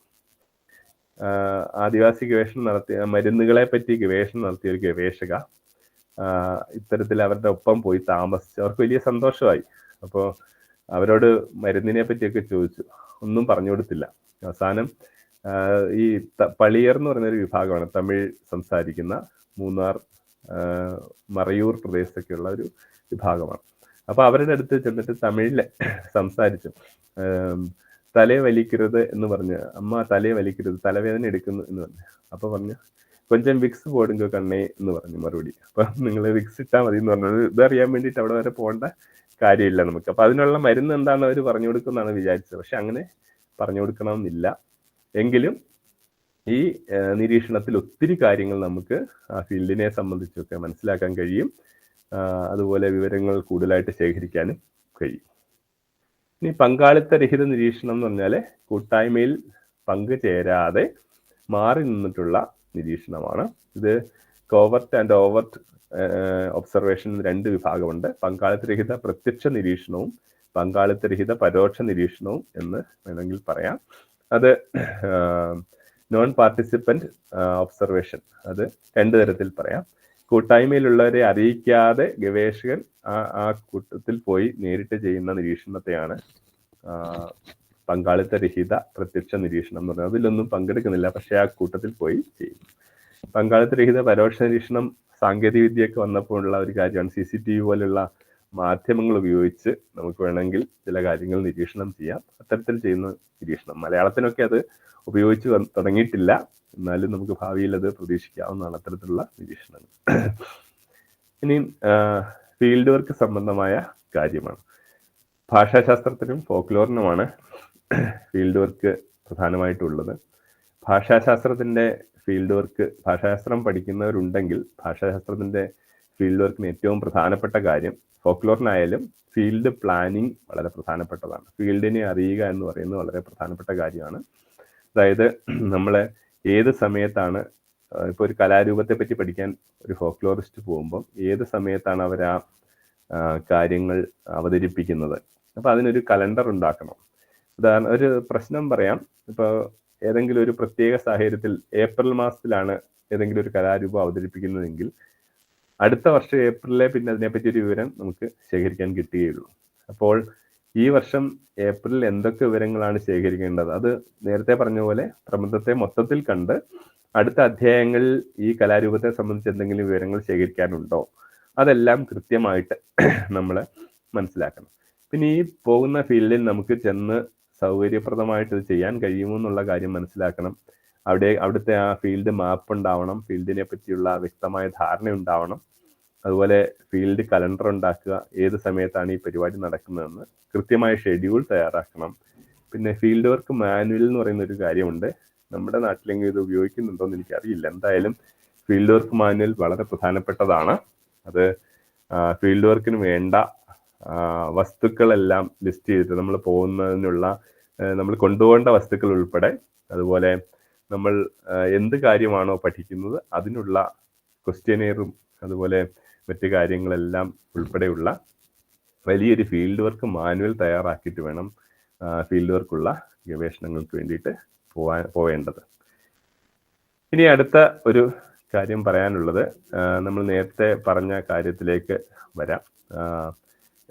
ഈ ആകര സംഭരണ വിധങ്ങൾ അത് ഉണ്ടല്ലോ, അത് കഴിഞ്ഞിട്ട് ഈ ഗ്രന്ഥസൂചി കഴിഞ്ഞിട്ട് നമ്മൾ എങ്ങനെയാണ് ഒരു ഡാറ്റ അനാലിസിസ് നടത്തുന്നത് എന്നുള്ള ഒരു കാര്യം വളരെ പ്രധാനപ്പെട്ട കാര്യമാണ്. കിട്ടിയ വിവരത്തെ ഇപ്പം നമ്മൾ 100 പുസ്തകം എങ്കിലും ഉള്ള ഒരു പ്രാഥമിക ഗ്രന്ഥസൂചി തയ്യാറാക്കുന്ന കാര്യം പറഞ്ഞു. അത് മുഴുവൻ എടുത്ത് ഒറ്റയടിക്കിരുന്ന് വായിക്കണം എന്ന് വിചാരിച്ചാൽ ഒരുപാട് സമയം എടുക്കുന്നതാണ്. എങ്കിലും അതിൻ്റെ ഉള്ളടക്കം എല്ലാം പരിശോധിക്കുക. ഒരു ഗവേഷകൻ, ഇത് നിങ്ങൾക്കെല്ലാം അറിയാവുന്ന കാര്യമാണെങ്കിൽ പോലും ഞാൻ ഒന്നുകൂടി പറയുകയാണ്. ആർക്കെങ്കിലും അതിനെ എങ്ങനെ തുടങ്ങണം എന്നറിയാത്തവരുണ്ടെങ്കിൽ, അല്ലെങ്കിൽ ചിലർ പറയാറുണ്ട്, 2-3 പ്രശ്നം കേട്ടിട്ടുണ്ട്, എൻ്റെ കൂടെ ഗവേഷണം ചെയ്യുന്നവരും പറയുന്നതാണ്, സാർ എന്താണ് വായിക്കേണ്ടതെന്ന് അറിയില്ല. അപ്പം നമ്മൾ അതിനാണ് പ്രാഥമിക ഗ്രന്ഥസൂചി ഉപകാരപ്പെടുക. എന്താണ് വായിക്കേണ്ടത്? ഒരാൾ ഗവേഷണം ചെയ്യാൻ വന്നാൽ ആദ്യം നല്ല ഒരു ഉത്സാഹമൊക്കെ ഉണ്ടാവും. അപ്പോൾ ആ സമയത്ത് നമ്മൾ ചെയ്യേണ്ടത് നേരെ ലൈബ്രറിയിൽ ചെന്നിട്ട് പ്രാഥമിക ഗ്രന്ഥസൂചി തയ്യാറാക്കുക. എന്നിട്ട് അത് ഒരു 100 പുസ്തകമൊക്കെ ആയിക്കഴിഞ്ഞാൽ, 10-100 പുസ്തകമൊക്കെ ആയിക്കഴിഞ്ഞാൽ അതിൽ പിന്നെ ഒഴിവാക്കേണ്ട പുസ്തകങ്ങളെ ഒന്ന് കണ്ടെത്തുക എന്നുള്ളതാണ്. ആ ഒഴിവാക്കുന്ന പുസ്തകത്തിൽ ശ്രദ്ധിക്കുക, ചെറിയ ഇൻഫർമേഷൻ വല്ലതും ഉണ്ടെങ്കിലും അത് നമ്മളൊന്ന് നോട്ട് ചെയ്യുക. ഈ സമയത്താണ് നമ്മൾ ഒരു കാർഡ് സിസ്റ്റം ആവശ്യമായിട്ട് വരുന്നത്. 5 കാര്യങ്ങൾ നമ്മൾ 6 കാര്യങ്ങൾ വേണം. 5 കാര്യങ്ങൾ എന്ന് പറഞ്ഞാൽ നമ്മൾ ഗ്രന്ഥസൂചിയിൽ എഴുതുന്ന 5 കാര്യങ്ങളാണ്. എഴുത്തുകാരൻ, പുസ്തകത്തിന്റെ പേര്, പബ്ലിഷറിന്റെ പേര്, പബ്ലിഷ് ചെയ്യുന്ന സ്ഥലം, വർഷം, ഇത്രയും കാര്യങ്ങൾ, 5 കാര്യങ്ങൾ ഒരു കാർഡിൽ എഴുതി സൂക്ഷിക്കണം. ഇതിന്റെ മറുപുറത്ത് 6ാമതൊരു കാര്യം കൂടി വേണം. ഏത് സ്ഥലത്ത് നിന്നാണ് ഈ പുസ്തകം ലഭിച്ചത്, അത് ഒരു ലൈബ്രറിയിൽ നിന്നാണെങ്കിൽ ആ പുസ്തകത്തിന്റെ അക്സഷൻ നമ്പറും കൂടി അതിൻ്റെ കൂടി എഴുതി കഴിഞ്ഞാൽ നമുക്ക് പിന്നീട് ഗവേഷണത്തിന്റെ മറ്റൊരു ഘട്ടത്തിൽ ആ പുസ്തകം കിട്ടണമെന്നുണ്ടെങ്കിൽ വളരെ എളുപ്പമായിരിക്കും. അപ്പം ഞാനിത് പലയിടത്തും പറയുമ്പോൾ എന്നോട് ചോദിക്കും, സാങ്കേതിക വിദ്യയൊക്കെ മാഷിന് വലിയ ഇഷ്ടമായിട്ട് എന്താ ഇപ്പോഴും കാർഡ് തയ്യാറാക്കണം എന്ന് പറയുന്നതെന്ന് ചോദിക്കും.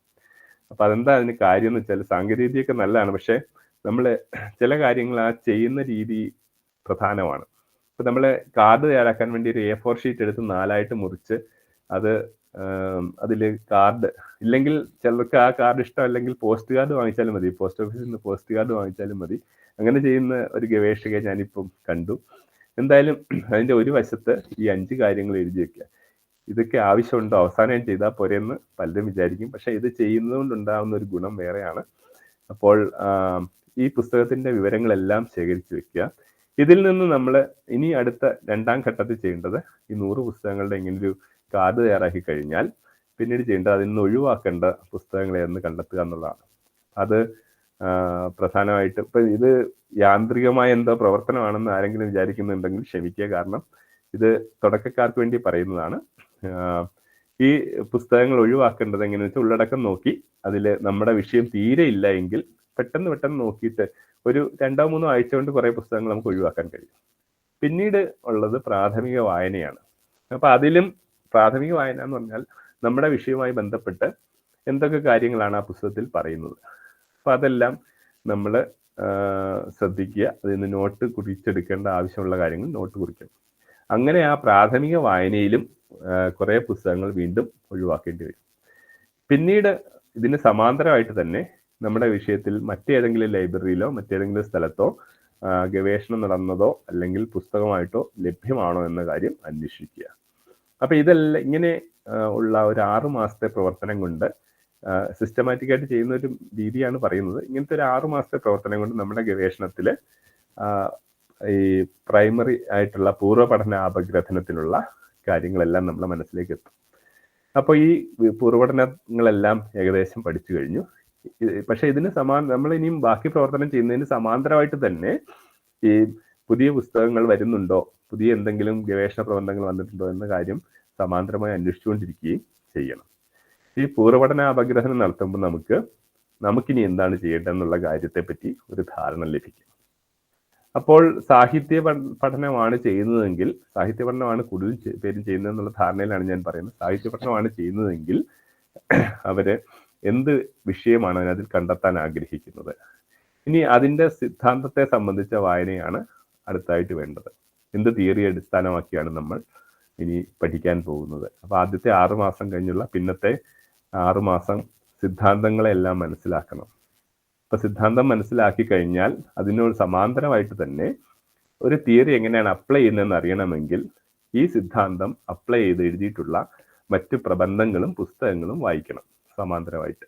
അപ്പോൾ നമുക്ക് ആ തിയറി എങ്ങനെയാണ് അവർ അപ്ലൈ ചെയ്തിരിക്കുന്നത് എന്നുള്ള കാര്യം മനസ്സിലാക്കി. ഞാനിത് പറയുന്നതിന് ഒരു കാര്യമുണ്ട്.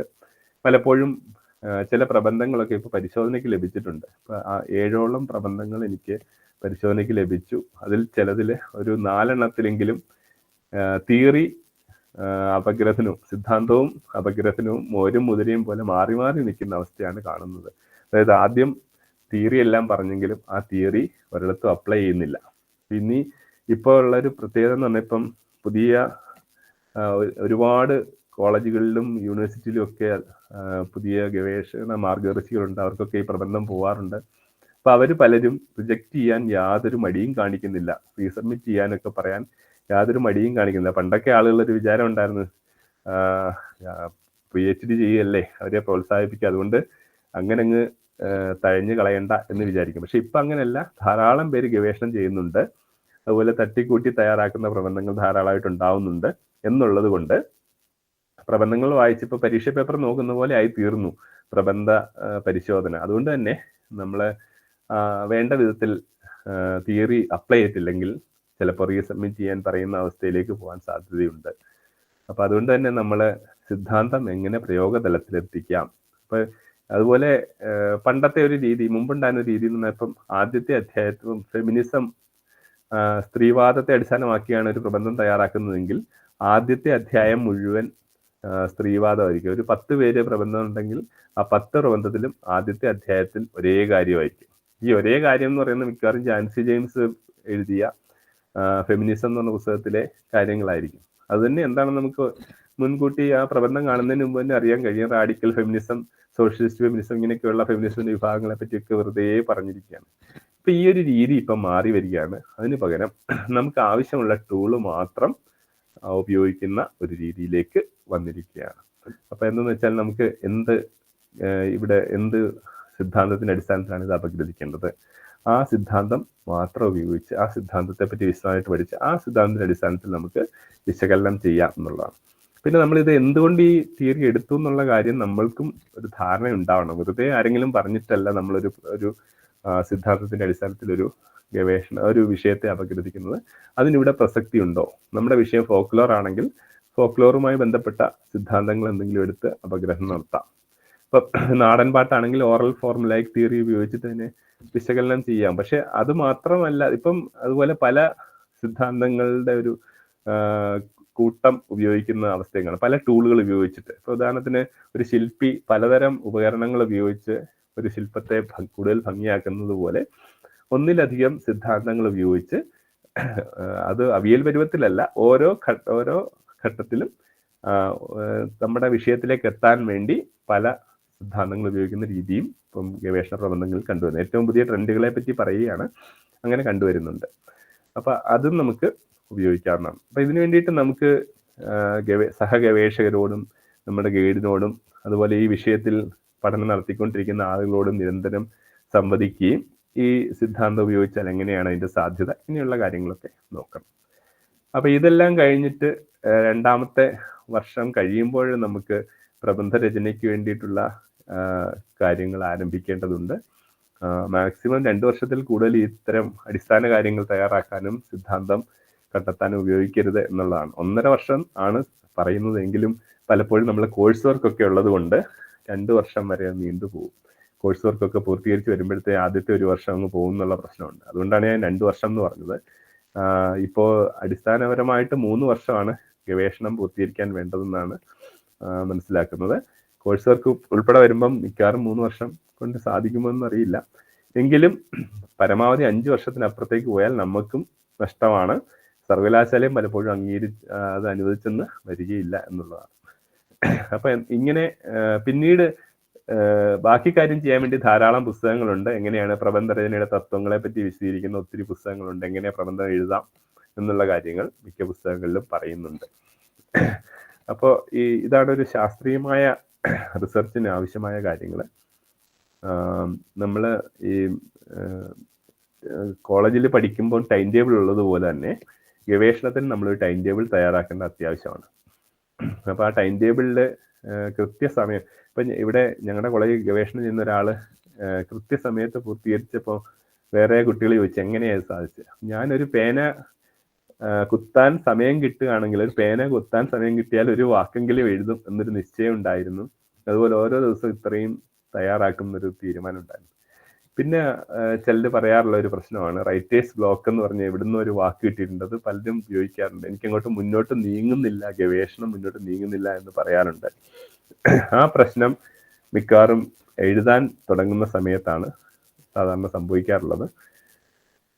അത് എന്താ അതിന് കാരണം എന്ന് വെച്ചാൽ, ഈ ഗ്രന്ഥസൂചി മുതലുള്ള ആദ്യത്തെ കാര്യങ്ങളൊന്നും കൃത്യമായി ചെയ്യാത്തവർക്കാണ് അത് സംഭവിക്കുക കൂടുതൽ. അപ്പോൾ നമ്മൾ വേണ്ടത്ര വായിച്ച് നിറച്ചിട്ടില്ല, അല്ലെങ്കിൽ ഒരു ഘട്ടത്തിൽ വന്നപ്പോൾ ഇനി മുന്നോട്ട് പോകുന്നത് എങ്ങനെയാണെന്നുള്ള ഒരു പ്രതിസന്ധി വരുന്നു. ഇങ്ങനെയുള്ള പ്രശ്നമാണ് അവിടെ സംഭവിക്കുക.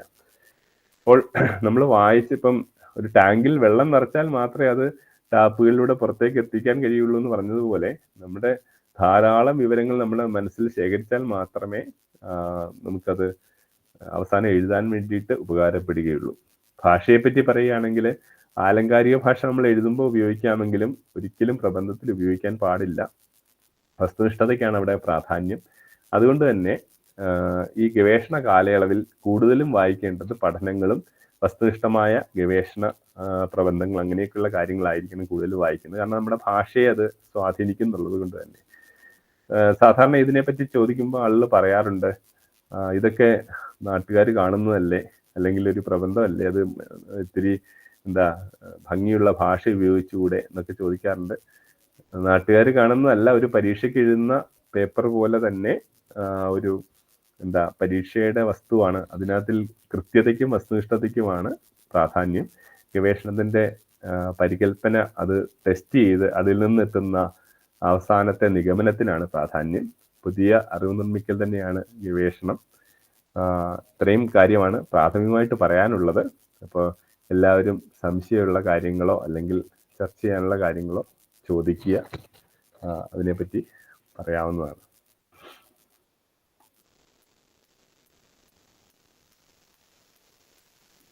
സർ, ഈ കാർഡിൽ എഴുതേണ്ട കാര്യങ്ങളൊന്ന് ക്രമത്തിൽ പറഞ്ഞു തരുമോ? പറയാലോ. കാർഡിൽ എഴുതേണ്ട കാര്യം എന്ന് പറഞ്ഞാല് 5 കാര്യങ്ങളാണ് പുസ്തകത്തെ സംബന്ധിച്ച് എഴുതേണ്ട. ഒന്ന്, നമ്മുടെ ബിബ്ലിയോഗ്രാഫി തയ്യാറാക്കില്ലേ, ആ 5 കാര്യങ്ങളാണ്. ഒന്ന്, എഴുത്തുകാരന്റെ പേര്. 2, പുസ്തകത്തിന്റെ പേര്. പിന്നെ പബ്ലിഷറുടെ പേര്, സ്ഥലം, പിന്നെ പ്രസിദ്ധീകരിച്ച വർഷം. ഇത്രയും കാര്യങ്ങളാണ് കാർഡിന്റെ ഒരു സൈഡിൽ എഴുതേണ്ടത്. മറു സൈഡിൽ നമ്മൾ എവിടെ നിന്നാണോ ആ പുസ്തകം കിട്ടിയത് ആ ലൈബ്രറിയുടെ പേരും, അല്ലെങ്കിൽ ഇപ്പൊ ഒരാളുടെ കയ്യിൽ നിന്നാണ് കിട്ടിയെങ്കിൽ അയാളുടെ ഇന്ന ആളിൽ നിന്നാണ് കിട്ടിയതെന്നുള്ള പറയാം. ഞാൻ എൻ്റെ സ്വന്തം അനുഭവത്തിൽ നിന്നാണ് ഈ ഒരു കാര്യം പറയുന്നത്. എന്താണെന്ന് വെച്ചാല്, ഞാൻ എൻ്റെ ഗവേഷണം ചെയ്യുന്ന സമയത്ത് എൻ്റെ സുഹൃത്തായ UC കോളേജിലെ മാർക്കോസ് സാർ എനിക്കൊരു പുസ്തകം തന്നു. ഞാനത് അന്നേരം അതെല്ലാം എഴുതി, ബിബ്ലിയോഗ്രാഫി എല്ലാം എഴുതി. പക്ഷേ ഈ പുസ്തകം എവിടെ നിന്ന് കിട്ടിയെന്ന് ഞാൻ എഴുതിയിരുന്നില്ല. അവസാനം പ്രബന്ധത്തിന്റെ ഒരു അവസാന ഘട്ടത്തിലെ ചെറിയ മാറ്റം വരുത്തേണ്ടി വന്നപ്പോൾ അന്നേരം ഇതിന്റെ ഈ പുസ്തകത്തിലെ വിവരത്തിന്റെ അടിസ്ഥാനത്തിലായിരുന്നു അത് മാറ്റേണ്ടിയിരുന്നത്. ഞാൻ എല്ലായിടത്തും അന്വേഷിച്ചു. അത് സുൽത്താൻ ബത്തേരിയിലെ ഒരു പ്രസ്സുകാർ പ്രസിദ്ധീകരിച്ചതാണ്. മോഡേൺ ബുക്സ് സുൽത്താൻ ബത്തേരി എന്ന് പറഞ്ഞ അവർ പ്രസിദ്ധീകരിച്ചു. നല്ലൊരു പുസ്തകമാണ്, വളരെ ചരിത്ര പ്രാധാന്യമുള്ള പുസ്തകമാണ്. പക്ഷെ ആ പുസ്തകം ഇവിടെ അടുത്തുള്ള ലൈബ്രറികളിലൊന്നുമില്ല.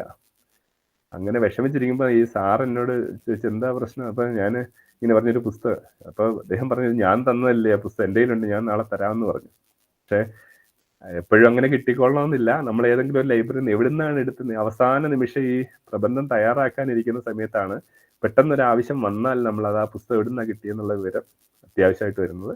മറുപുറത്ത് അത് എഴുതി വെച്ചിട്ടുണ്ടെങ്കിൽ, ആ കാർഡിന്റെ മറുപുറത്ത് അത് എഴുതി വെച്ചിട്ടുണ്ടെങ്കിൽ, ഈ ലൈബ്രറിയിൽ നിന്നാണ് എടുക്കുന്നതെങ്കിൽ അക്സഷൻ നമ്പറോട് എഴുതിയിട്ടുണ്ട്, ആ പുസ്തകത്തിന്റെ നമ്പർ ഉണ്ടല്ലോ, ആ നമ്പർ കൂടി എഴുതിയിട്ടുണ്ടെങ്കിൽ കൃത്യമായിട്ട് നമുക്ക് ആ പുസ്തകം ലൊക്കേറ്റ് ചെയ്യാൻ പറ്റും, റീലൊക്കേറ്റ് ചെയ്യാൻ പറ്റും. അപ്പൊ ഇപ്പം ഇവിടെ ഉള്ള ഗവേഷകർ ആരെങ്കിലും ഈ രീതിയിൽ മുമ്പ് ബിബ്ലിയോഗ്രാഫി തയ്യാറാക്കിയിട്ടില്ലെങ്കിൽ ഇപ്പോൾ ഉള്ള ബിബ്ലിയോഗ്രാഫി ഈ രീതിയിലൊന്ന് സെറ്റ് ചെയ്ത് കഴിഞ്ഞാൽ അവസാനം നമുക്ക് ബുദ്ധിമുട്ടുണ്ടാവില്ല എന്നുള്ള കാര്യമുണ്ട്.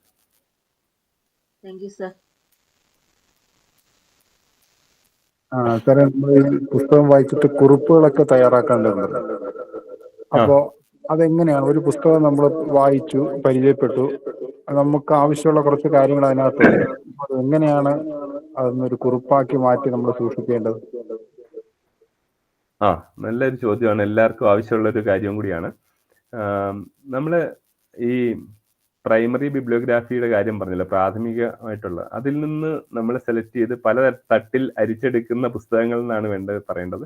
അതിൽ നമ്മുടെ വിഷയവുമായി ബന്ധപ്പെട്ട കാര്യങ്ങൾ, ഇത് ഒരു കുറിപ്പൊന്നും അല്ല, ചിലപ്പോൾ ഒരു പുസ്തകത്തിൽ നിന്ന് ഒത്തിരി കാര്യങ്ങൾ ഉണ്ടാവും. ഇപ്പോൾ ഒരു ഉദാഹരണം പറയുകയാണെങ്കിൽ, നമ്മൾ ഏതെങ്കിലും ഒരു കലാരൂപത്തെ പറ്റി പഠിക്കുന്ന ഒരു ഇതാണെങ്കിൽ അതിനെപ്പറ്റി ഈ MB വിഷ്ണുനമ്പൂരി എഴുതിയ ഒരു പുസ്തകം, ഇപ്പൊ പെട്ടെന്ന് എൻ്റെ മനസ്സിൽ ഓർമ്മ വരുന്ന തെയ്യമാണ്. അപ്പൊ തെയ്യത്തിനെ പറ്റി തന്നെയാണ് നിങ്ങളും റിസർച്ച് ചെയ്യുന്നതെങ്കിൽ അതിൽ ആദ്യം ആ പുസ്തകം മുഴുവൻ വായിക്കണം. വായിച്ചിട്ട് അതിനകത്തിൽ ഇല്ലാത്ത കാര്യമാണ് നമ്മൾ കണ്ടെത്തേണ്ടത്. പക്ഷെ നമുക്ക് കണ്ടെത്തേണ്ട കാര്യത്തിന് വേണ്ടി ഈ പുസ്തകത്തിൽ പറഞ്ഞിരിക്കുന്ന ചില കാര്യങ്ങളുടെ സപ്പോർട്ട് നമുക്ക് ആവശ്യമുണ്ട്. അത് നമ്മൾ വായിക്കുന്ന സമയത്ത് നമുക്ക് ഓരോന്നായിട്ട് ബോധ്യപ്പെടുമല്ലോ, ഇന്ന കാര്യം എൻ്റെ പ്രബന്ധത്തിൽ ഒരു സപ്പോർട്ടിങ് എവിഡൻസ് ആയിട്ട് ഉപയോഗിക്കാം. അങ്ങനെയുള്ള കാര്യങ്ങൾ ആ പുസ്തകത്തിൽ എങ്ങനെയാണോ പറഞ്ഞിരിക്കുന്നത് അതേപോലെ എഴുതിയ ശേഷം, ഇപ്പൊ ഉദാഹരണത്തിന് അതിപ്പം കാർഡിലാവണമെന്നില്ല, കാർഡാണെങ്കിൽ നല്ലത്, അതിന് ഉപയോഗിക്കുന്ന കാർഡ് അല്പം വലിപ്പമുള്ള A4-ന്റെ പകുതിയുള്ള ഒരു ഷീറ്റൊക്കെ ഉപയോഗിച്ചാൽ നന്നായിരിക്കും. അത് 2 പുറത്തും എഴുതാം. എന്നിട്ട് അത് ആ കൊട്ടേഷൻ, ആ പുസ്തകത്തിനകത്ത് നിന്ന് എന്ത് കാര്യമാണോ ഉള്ളത് അത് ഓരോന്നും സെപ്പറേറ്റ് കോട്ട്സ് ആയിട്ട്, ഇപ്പൊ ഒരു പേജിൽ എഴുതിയിരിക്കുന്ന ഒരു കാര്യം, അപ്പം 10ാം പേജിലെ ഒരു വിവരം, അത് ആ പുസ്തകത്തിൽ എങ്ങനെയാണോ എഴുതിയിരിക്കുന്നത് അതേപോലെ തന്നെ നമ്മൾ ആ പേപ്പറിലേക്ക് എഴുതിയെടുക്കുക. എന്നിട്ട് അതിന്റെ പേജ് നമ്പരും പുസ്തകത്തിന്റെ ഫുൾ ഡീറ്റെയിൽസ് അതിന്റെ അടിയിൽ തന്നെ എഴുതണം. അല്ലെ ആദ്യം എഴുതിയാലും മതി. ഈ 5 കാര്യങ്ങൾ നമ്മൾ പറഞ്ഞല്ലോ, എഴുത്തുകാരന്റെ പേര്, പുസ്തകത്തിന്റെ പേര്, പബ്ലിഷർ, സ്ഥലം, വർഷം, ഇത്രയും കാര്യങ്ങൾ എഴുതിയ ശേഷം പേജോട് എഴുതിയതിന് ശേഷം ആ പേജിലെ വിവരം എഴുതുക. ചിലപ്പോൾ നമ്മൾ ഇത് ഇങ്ങനെ എഴുതി ഒരു 10-50 പേപ്പർ കിട്ടി കാണും. ഇതെല്ലാം ഒന്നും ഉപയോഗിക്കേണ്ടി വരില്ല. കാരണം കുറച്ച് കഴിഞ്ഞ് മുന്നോട്ട് പോകുന്നുണ്ടേ നമുക്കതിൽ ചില സാധനങ്ങൾ ഇതൊക്കെ നമ്മൾക്ക് ഓൾറെഡി അറിയാവുന്നതാണ്, അല്ലെങ്കിൽ നമ്മുടെ പുസ്തകത്തിൽ അതിൻ്റെ ആവശ്യമില്ല എന്നുള്ളൊരു കാര്യം. അപ്പം ചില ആളുകൾ വിചാരിക്കും ഒരുപാട് കൊട്ടേഷൻ ഉണ്ടെങ്കിൽ നമ്മൾ ഒത്തിരി പഠിച്ചല്ലോ എന്ന് ആളുകൾ വിചാരിക്കും എന്നുണ്ട്. അങ്ങനെ ചെയ്താലുള്ള കുഴപ്പം നമ്മൾ 25% കൂടുതൽ മറ്റു റിസോഴ്സിൽ നിന്ന് വിവരങ്ങൾ ശേഖരിക്കരുതെന്നുള്ള UGCയുടെ റെഗുലേഷൻ ഉണ്ട്, റൂളുണ്ട്. അപ്പം അതുകൊണ്ട് തന്നെ നമ്മൾ ഒരുപാട് വിവരങ്ങൾ ഇതിലേക്ക് എടുക്കേണ്ടതില്ല. ഇങ്ങനെ ഇപ്പം ഇപ്പൊ ചോദിച്ച ഈ സംഭവം ഉണ്ടല്ലോ, ഇത്രയും ഒരു 50 വിവരങ്ങൾ ഒരു പുസ്തകത്തിൽ നിന്ന് കിട്ടി. അതിൽ നിന്ന് 1-2 വിവരങ്ങൾ മാത്രമേ നമുക്ക് ആവശ്യം വരികയുള്ളൂ ചിലപ്പോൾ. കാരണം കുറച്ചങ്ങോട്ട് പഠിച്ചു വരുമ്പോൾ നമ്മൾക്ക് തന്നെ ആ വിവരങ്ങൾ കിട്ടുകയും നമ്മളത് എല്ലാവർക്കും അറിയാവുന്നതാണെന്ന് മനസ്സിലാവുകയും അല്ലെങ്കിൽ മുമ്പ് ഇതിനെപ്പറ്റി പറഞ്ഞിട്ടുള്ളതാണെന്ന് മനസ്സിലാവുകയും ചെയ്യുമ്പോൾ നമ്മളത് പലതും ഉപേക്ഷിച്ച് അവസാനം ഏറ്റവും പ്രസക്തമായ 1-2 കുറിപ്പുകൾ മാത്രമേ ഇതിൽ നിന്ന് നമുക്ക് നമ്മുടെ ഗവേഷണത്തിന് ഉപയോഗിക്കേണ്ടി വരികയുള്ളൂ. ക്ലിയർ ആയെന്ന് തോന്നുന്നു. ഇപ്പോൾ ചിലപ്പോഴേ വേറൊരു തരത്തിലും ആവശ്യമില്ല. സാഹിത്യ പഠനത്തിൽ വരുമ്പം ഇപ്പം ഏതെങ്കിലും ഒരു നോവലിലെ സംഭാഷണ ഏതെങ്കിലും ഒരു കോണ്ടെക്സ്റ്റ് അതങ്ങനെ തന്നെ നമുക്ക് നമ്മുടെ ഒരു കാര്യം സ്ഥാപിക്കാൻ വേണ്ടിയിട്ട് ഇപ്പൊ സ്ത്രീ സ്വത്വാവിഷ്കരണം ഒരു നോവലിൽ എന്ന് പറഞ്ഞ് പഠിക്കുകയാണെങ്കിൽ ആ നോവലിലെ സ്ത്രീ സ്വത്വാവിഷ്കരണത്തിന് എടുത്തു കാണിക്കാവുന്ന ഒരു സന്ദർഭം നമുക്ക് ആ നോവലിലുണ്ടെങ്കിൽ അത് അതേപടി ആ നോവലിൽ എങ്ങനെയാണോ എഴുതിയിരിക്കുന്നത് അതേപടി നമ്മൾ പേപ്പറിലേക്ക് പകർത്തിയെടുക്കുക. അവിടെ മുകളിൽ ഇതേപോലെ തന്നെ പുസ്തകത്തിന്റെ പേരും ഈ കാര്യങ്ങളെല്ലാം പേജ് നമ്പർ എല്ലാം ഉൾപ്പെടെ എഴുതുക. എന്നിട്ട് അത് സൂക്ഷിച്ചു വെക്കുക. അപ്പൊ അതില് 10 സന്ദർഭം കിട്ടി. അതിൽ നിന്ന് ആ 10 സന്ദർഭം നമ്മൾ പ്രബന്ധം എഴുതാൻ നേരത്ത് വീണ്ടും എടുത്ത് വായിച്ചു നോക്കുമ്പോൾ ഏറ്റവും നമ്മുടെ വാദം ഉറപ്പിക്കാൻ ആവശ്യമുള്ള 1-2 സന്ദർഭം മാത്രമേ നമ്മൾ ഈ 10 നിന്ന് 1 അല്ലെങ്കിൽ 2 മാത്രമേ നമ്മൾ എടുക്കേണ്ടി വരികയുള്ളൂ. അപ്പൊ അതാണ് അങ്ങനെ വരുമ്പോൾ നമുക്ക് 25% റിസോഴ്സ് മാത്രമേ മറ്റുള്ളിടത്തുനിന്ന് എടുക്കുന്നുള്ളൂ എന്നുള്ള കാര്യം വരും. അപ്പൊ ഇങ്ങനെയാണ് നമ്മൾ ഒരു പുസ്തകത്തിൽ നിന്ന് കുറിപ്പുകൾ എടുക്കുന്നതിന്റെ ഒരു രീതി. പിന്നെ ചില ഇങ്ങനെയുള്ള ഒരു കാര്യം ചോദിക്കാറുണ്ട്, ചിലർ ചോദിക്കാറുണ്ട്, ഇങ്ങനെ ആ കൊട്ടേഷൻ മാത്രമാണോ, ആ പുസ്തകം മൊത്തം വായിച്ചിട്ട് നമുക്ക് കിട്ടിയ ഒരു ആശയം എടുക്കാമോ? അങ്ങനെ വേണമെങ്കിലും എടുക്കാം. അതന്നേരം പുസ്തകം മുഴുവൻ വായിച്ചതിന് ശേഷം ആ പുസ്തകത്തിൽ നിന്ന് കിട്ടിയ ഒരു ആശയം എന്ന നിലയിൽ അതും ഇതുപോലെ ഒറ്റ കുറിപ്പായിട്ട് വേണമെങ്കിൽ എഴുതി നമുക്ക് സൂക്ഷിക്കാവുന്നതാണ്. അങ്ങനെ വരുമ്പോൾ ആ പുസ്തകത്തിന്റെ മൊത്തത്തിലുള്ള ഇത്ര മുതൽ ഇത്ര വരെ പറഞ്ഞിരിക്കുന്ന പേജുകളിലെ ആശയം എന്ന് അങ്ങനെ കൊടുക്കാറുണ്ട്. അത് സ്റ്റൈൽ ഷീറ്റ് ഉണ്ട്. നമ്മുടെ ഈ ഗവേഷണത്തിനെല്ലാം ഉപയോഗിക്കാവുന്ന MLA സ്റ്റൈൽ ഷീറ്റ് ആണ്. അതിൽ ഇതിനെപ്പറ്റി വ്യക്തമായിട്ട് പറഞ്ഞിട്ടുണ്ട്. പക്ഷെ സാഹിത്യ പഠനം അല്ലാത്ത മറ്റ് ഏരിയകളെ പറ്റിയുള്ള ഒരു സംശയം. ഇപ്പൊ എന്റെ വിഷയം സിനിമകളിലെ നൃത്തരംഗങ്ങളുമായിട്ട് ബന്ധപ്പെട്ടതാണ്. അപ്പോ ഇപ്പം നമ്മൾ വർക്കിംഗ് ബിബ്ലിയോഗ്രഫി ഉണ്ടാക്കാൻ ഒക്കെ നമ്മൾ ശ്രമിക്കുന്ന സമയത്ത് ഇപ്പൊ മാഷ് പറഞ്ഞതുപോലെ ഒത്തിരി പുസ്തകങ്ങൾ നമ്മുടെ ഏരിയയിൽ കണ്ടെത്തി ഒരു പ്രൈമറി ആയിട്ടൊരു ബിബ്ലിയോഗ്രഫി ഉണ്ടാക്കാൻ ഒരു പരിമിതി നേരിട്ടിരുന്നു. അപ്പോ അങ്ങനത്തെ വിഷയങ്ങൾ പഠിക്കുമ്പം നമുക്ക് ഉപയോഗിക്കാൻ പറ്റുന്ന വേറെ എന്തെങ്കിലും രീതികൾ, ടൂളുകൾ മാഷ്ക്ക് പരിചയമുള്ളതോ ഒക്കെ ഉണ്ടെങ്കിൽ ഒന്ന് പറയാമല്ലോ. ഇപ്പം ഞാൻ പ്രധാനമായിട്ടും ഇവിടെ ഉള്ളതിൽ എന്റെ ധാരണ കൂടുതൽ പേരും സാഹിത്യ പഠനം ആണ് ചെയ്യുന്നതെന്നുള്ള വിചാരത്തിലാണ് പറഞ്ഞത്. അവർക്ക് വേണ്ടിയാണ് പറഞ്ഞത്. ഇത്രയും പുസ്തകങ്ങളുടെ ഒരു 100 പുസ്തകങ്ങളെങ്കിലും ഉള്ള ഗ്രന്ഥപഠനത്തിനാണ് അത് ആവശ്യം വരിക. അപ്പോൾ നിങ്ങൾക്ക് വേണമെങ്കിൽ ഇപ്പം നൃത്തവുമായിട്ട് ബന്ധപ്പെട്ട പുസ്തകങ്ങൾ, സിനിമയുമായി ബന്ധപ്പെട്ട പുസ്തകങ്ങളെല്ലാം പ്രാഥമിക ബിബ്ലിയോഗ്രഫി ചേർക്കാം. പക്ഷെ ചില പുസ്തകങ്ങൾ എടുത്ത് നോക്കുന്ന സമയത്ത് നമുക്ക് അതിൽ നൃത്തത്തെ പറ്റി ഒന്നുമില്ല, സിനിമ മാത്രമേ പറഞ്ഞിട്ടുള്ളൂ. പക്ഷെ എങ്കിലും സിനിമയെ പറ്റി പറഞ്ഞിട്ടുള്ള പുസ്തകങ്ങളെല്ലാം വായിക്കുമ്പോൾ നമുക്ക് എന്തെങ്കിലും ചെറിയ കാര്യങ്ങളൊക്കെ കിട്ടും. പക്ഷെ അത് നമുക്ക് പ്രബന്ധത്തിൽ ഉപയോഗിക്കാൻ പറ്റില്ല. പക്ഷെ നമുക്കൊരു നേരത്തെ പറഞ്ഞതുപോലെ ഒരു വഴികാട്ടിയായി തീരും. കാരണം ചിലപ്പോൾ ഒരു സിനിമയിൽ സിനിമയുടെ സാങ്കേതിക കാര്യങ്ങളായിരിക്കും പറയുക. അപ്പൊ മങ്കട രവിവർമ്മയുടെ ചലച്ചിത്രം എന്ന് പറഞ്ഞ പുസ്തകത്തിൽ സാങ്കേതിക കാര്യങ്ങൾ അതിൽ പറയുക. പിന്നെ ഫിലിം വീഡിയോ ടെക്നിക് എന്ന് പറയുന്ന പുസ്തകത്തിലൊക്കെ അതിനെ പറ്റിയാ പറയുക. പക്ഷെ അതിലും ചിലപ്പോൾ നമുക്ക് ചില കാര്യങ്ങളെ പറ്റി അറിയാം. ഇപ്പൊ ഉദാഹരണത്തിന് ഷോട്ടുകളെ പറ്റി, ലോങ് ഷോട്ട്, ക്ലോസപ്പ് എന്നൊക്കെ പറഞ്ഞിട്ടുള്ളത്, ഇത് ദൃശ്യഭാഷയിൽ എങ്ങനെ പ്രയോജനപ്പെടുന്നു എന്നുള്ള മനസ്സിലാക്കാൻ ചിലപ്പം അതിന്റെ വായന ഉപകാരപ്പെട്ടേക്കും. പക്ഷെ അതിനുവേണ്ടി ഒരുപാട് സമയം നമ്മൾ കളയേണ്ടതില്ല. എങ്കിലും ആ പുസ്തകം നമുക്കൊരു റെഫറൻസ് ആയിട്ട് ഉപകാരപ്പെടുന്നതാണ്. അപ്പൊ നമ്മള് ഇതിന് പുസ്തകം മാത്രമല്ല എപ്പോഴും നമ്മുടെ ഉപാദാനം. അതിന് പകരം വെബ്സൈറ്റുകളുണ്ട്, അതുപോലെ യൂട്യൂബ് ചാനലുകളൊക്കെ വീഡിയോ ഇതൊക്കെ ഉണ്ടാവും, അങ്ങനെയുള്ള കാര്യങ്ങളുണ്ടാവും. സിനിമ അതുപോലെ മറ്റ് നൃത്തം നമ്മളൊരു പ്രത്യേക സിനിമയാണ് എടുക്കുന്നതെങ്കിൽ അതിനു മുമ്പും അതിന് ശേഷവുമുള്ള സിനിമയിലെ നൃത്തരംഗങ്ങൾ എങ്ങനെയാണ് അവതരിപ്പിച്ചിരിക്കുന്നത് എന്നുള്ളതിനെ പറ്റിയുള്ള ധാരണകൾ അതുണ്ടാക്കാം. അതിനു വേണ്ടിയിട്ട് ഓൺലൈൻ റിസോഴ്സസ് ഉപയോഗിക്കാം. അപ്പം അതെല്ലാം ഇതിനുള്ള മാർഗങ്ങളാണ്. ഓൺലൈൻ റിസോഴ്സ് ഉപയോഗിക്കുമ്പോൾ അത് എങ്ങനെയാണെന്നുള്ളത് MLA സ്റ്റൈൽ ഷീറ്റിൽ പറഞ്ഞിട്ടുണ്ട്. വെബ്സൈറ്റിന്റെ അഡ്രസ്സിനോടൊപ്പം ഏത് ദിവസമാണ് നമ്മൾ ആ വെബ്സൈറ്റ് ഉപയോഗിച്ചത് അല്ലെങ്കിൽ നമ്മൾ ബ്രൗസ് ചെയ്ത ദിവസം ഏതാണെന്നുള്ള കാര്യം കൂടി ചേർത്തിട്ടാണ് അത് രേഖപ്പെടുത്തേണ്ടി വരിക. അതിൻ്റെ ഒരു മെത്തേഡ് അതിൽ പറഞ്ഞിട്ടുണ്ട്, ആ പുസ്തകത്തിൽ പറഞ്ഞിട്ടുണ്ട്, MLA സ്റ്റൈൽ ഷീറ്റിൽ പറഞ്ഞിട്ടുണ്ട്. അതനുസരിച്ച് അത്തരത്തിലുള്ള റിസോഴ്സസ് ഉപയോഗിക്കാം. നിങ്ങൾക്കതുപോലെ സിനിമയുടെ കൊറിയോഗ്രാഫർമാരുമായിട്ടുള്ള അഭിമുഖങ്ങൾ നടത്താം. അത് നമ്മളിപ്പോൾ ഇന്റർവ്യൂ പറഞ്ഞല്ലോ, അത് നമ്മുടെ വേറെ റിസോഴ്സാണ്. അപ്പൊ ഇത് എല്ലാത്തിനും 100 പുസ്തകം അല്ലെ 200 പുസ്തകം എന്ന് പറയുന്നത് എല്ലാ വിഷയത്തിനും സാധിക്കുകയില്ല. ഫീൽഡ് വർക്കുള്ള വിഷയങ്ങൾക്ക് അത്തരത്തിലുള്ള കാര്യം. അപ്പം ഞാൻ നേരത്തെ പറഞ്ഞല്ലോ, ട്രോളിനെ പറ്റി ഗവേഷണം ചെയ്യാൻ, ട്രോളിനെ പറ്റി മലയാളത്തിലാകെ 10-12 പുസ്തകം ഉണ്ടായിട്ടുള്ളൂ. അപ്പൊ അത് നമുക്ക് എങ്ങനെയാണ് 100 പുസ്തകം കണ്ടെത്തുക? അതൊരു പ്രശ്നമാണ്. അപ്പൊ നമുക്ക് അതിന് വേറെ റിസോഴ്സുകൾ കണ്ടെത്തേണ്ടി വരും. വിഷയാധിഷ്ഠിതമാണ് ഈ കാര്യങ്ങളെല്ലാം. ഈ ഉപാദാന ശേഖരണം, ആകര സംഭരണം എല്ലാം തന്നെ ഓരോ വിഷയത്തിന് അടിസ്ഥാനമാക്കി വ്യത്യാസപ്പെട്ടിരിക്കും. അപ്പൊ അത്തരത്തിൽ ഉള്ള സന്ദർഭത്തിൽ നമ്മൾ ഈ ട്രോളിനെ പറ്റി പഠിക്കുന്ന ഒരാളാന്നിരിക്കട്ടെ, അയാൾ ട്രോൾ ഉണ്ടാക്കുന്നവരെ പറ്റി നോക്കാം. പിന്നെ അതുപോലെ ഈ ഇംഗ്ലീഷിലൊക്കെ ഒത്തിരി പുസ്തകങ്ങളുണ്ട്, അത് നമുക്ക് പരിശോധിക്കാം. അങ്ങനെയൊക്കെ വേണ്ടി വരും. അപ്പോൾ ഓരോ വിഷയത്തിന് അനുസരിച്ച് വ്യത്യാസം വരാൻ സാധ്യതയുണ്ട്. നമുക്ക് ഇങ്ങനെ മറ്റ് സോഴ്സുകൾ അന്വേഷിച്ച് കണ്ടെത്താവുന്നതാണ്. ക്ലിയറായെന്ന് കരുതി. ഓക്കെ സർ നമസ്കാരം. ഒരു സംശയം ചോദിക്കട്ടെ? നമസ്കാരം. പേര് പറയാം. പേര് അജയൻ. കാലിക്കറ്റ് യൂണിവേഴ്സിറ്റിയിൽ ആണ് റിസർച്ച് ചെയ്യുന്നത്. എന്റെ വിഷയം സർ മലയാളത്തിലെ പരിസ്ഥിതി ഡോക്യുമെന്ററികളെ കുറിച്ചിട്ടുള്ള ഒരു പഠനമാണ്. അപ്പോ ഈ ഡോക്യുമെന്ററികൾ അല്ലാതെ ഈ ഡോക്യുമെന്ററി സംവിധാനം ചെയ്ത ആളുകളുമായിട്ടുള്ള അഭിമുഖമൊക്കെ നടത്തുമ്പോൾ അവര് അഭിമുഖമൊക്കെ വീഡിയോ ഡോക്യുമെന്റ് ചെയ്ത് അതെങ്ങനെയെങ്കിലും അത് ഏത് തരത്തിൽ നമുക്ക് ഈ പഠനത്തിൽ പ്രയോജനപ്പെടുത്താൻ കഴിയും എന്നുള്ള കാര്യം ഒന്ന് പറയാൻ പറ്റുമോ? വീഡിയോ ഡോക്യുമെന്റ് ചെയ്ത് കഴിഞ്ഞാൽ നമുക്ക് പിന്നീട് അത് കണ്ട് അതിൽ നിന്നുള്ള കാര്യങ്ങൾ എഴുതിയെടുക്കാൻ പ്രബന്ധത്തിൽ എന്തായാലും പുതിയ രീതിയിൽ ഇപ്പൊ നമുക്കത് അപ്ലോഡ് ചെയ്തിട്ട് വേണമെങ്കിൽ അതിന്റെ വെബ് ലിങ്ക് ഒക്കെ കൊടുക്കാം. റെഫറൻസ് കൊടുക്കാനാണ് ഉദ്ദേശിക്കുന്നതെങ്കിൽ നിങ്ങളുടെ ഒരു യൂട്യൂബ് ചാനലിൽ അത് അപ്ലോഡ് ചെയ്തതിന് ശേഷം അതിന്റെ ലിങ്ക് നമുക്ക് കൊടുക്കാം. നമ്മുടെ തന്നെ ചാനലിൽ അപ്ലോഡ് ചെയ്തിട്ട് അത് കൊടുക്കാൻ പറ്റും. പിന്നെ ഇപ്പൊ ഒരാള് QR കോഡ് കൊടുത്തിരിക്കുന്നത് കണ്ടു ഒരു പ്രബന്ധത്തില്.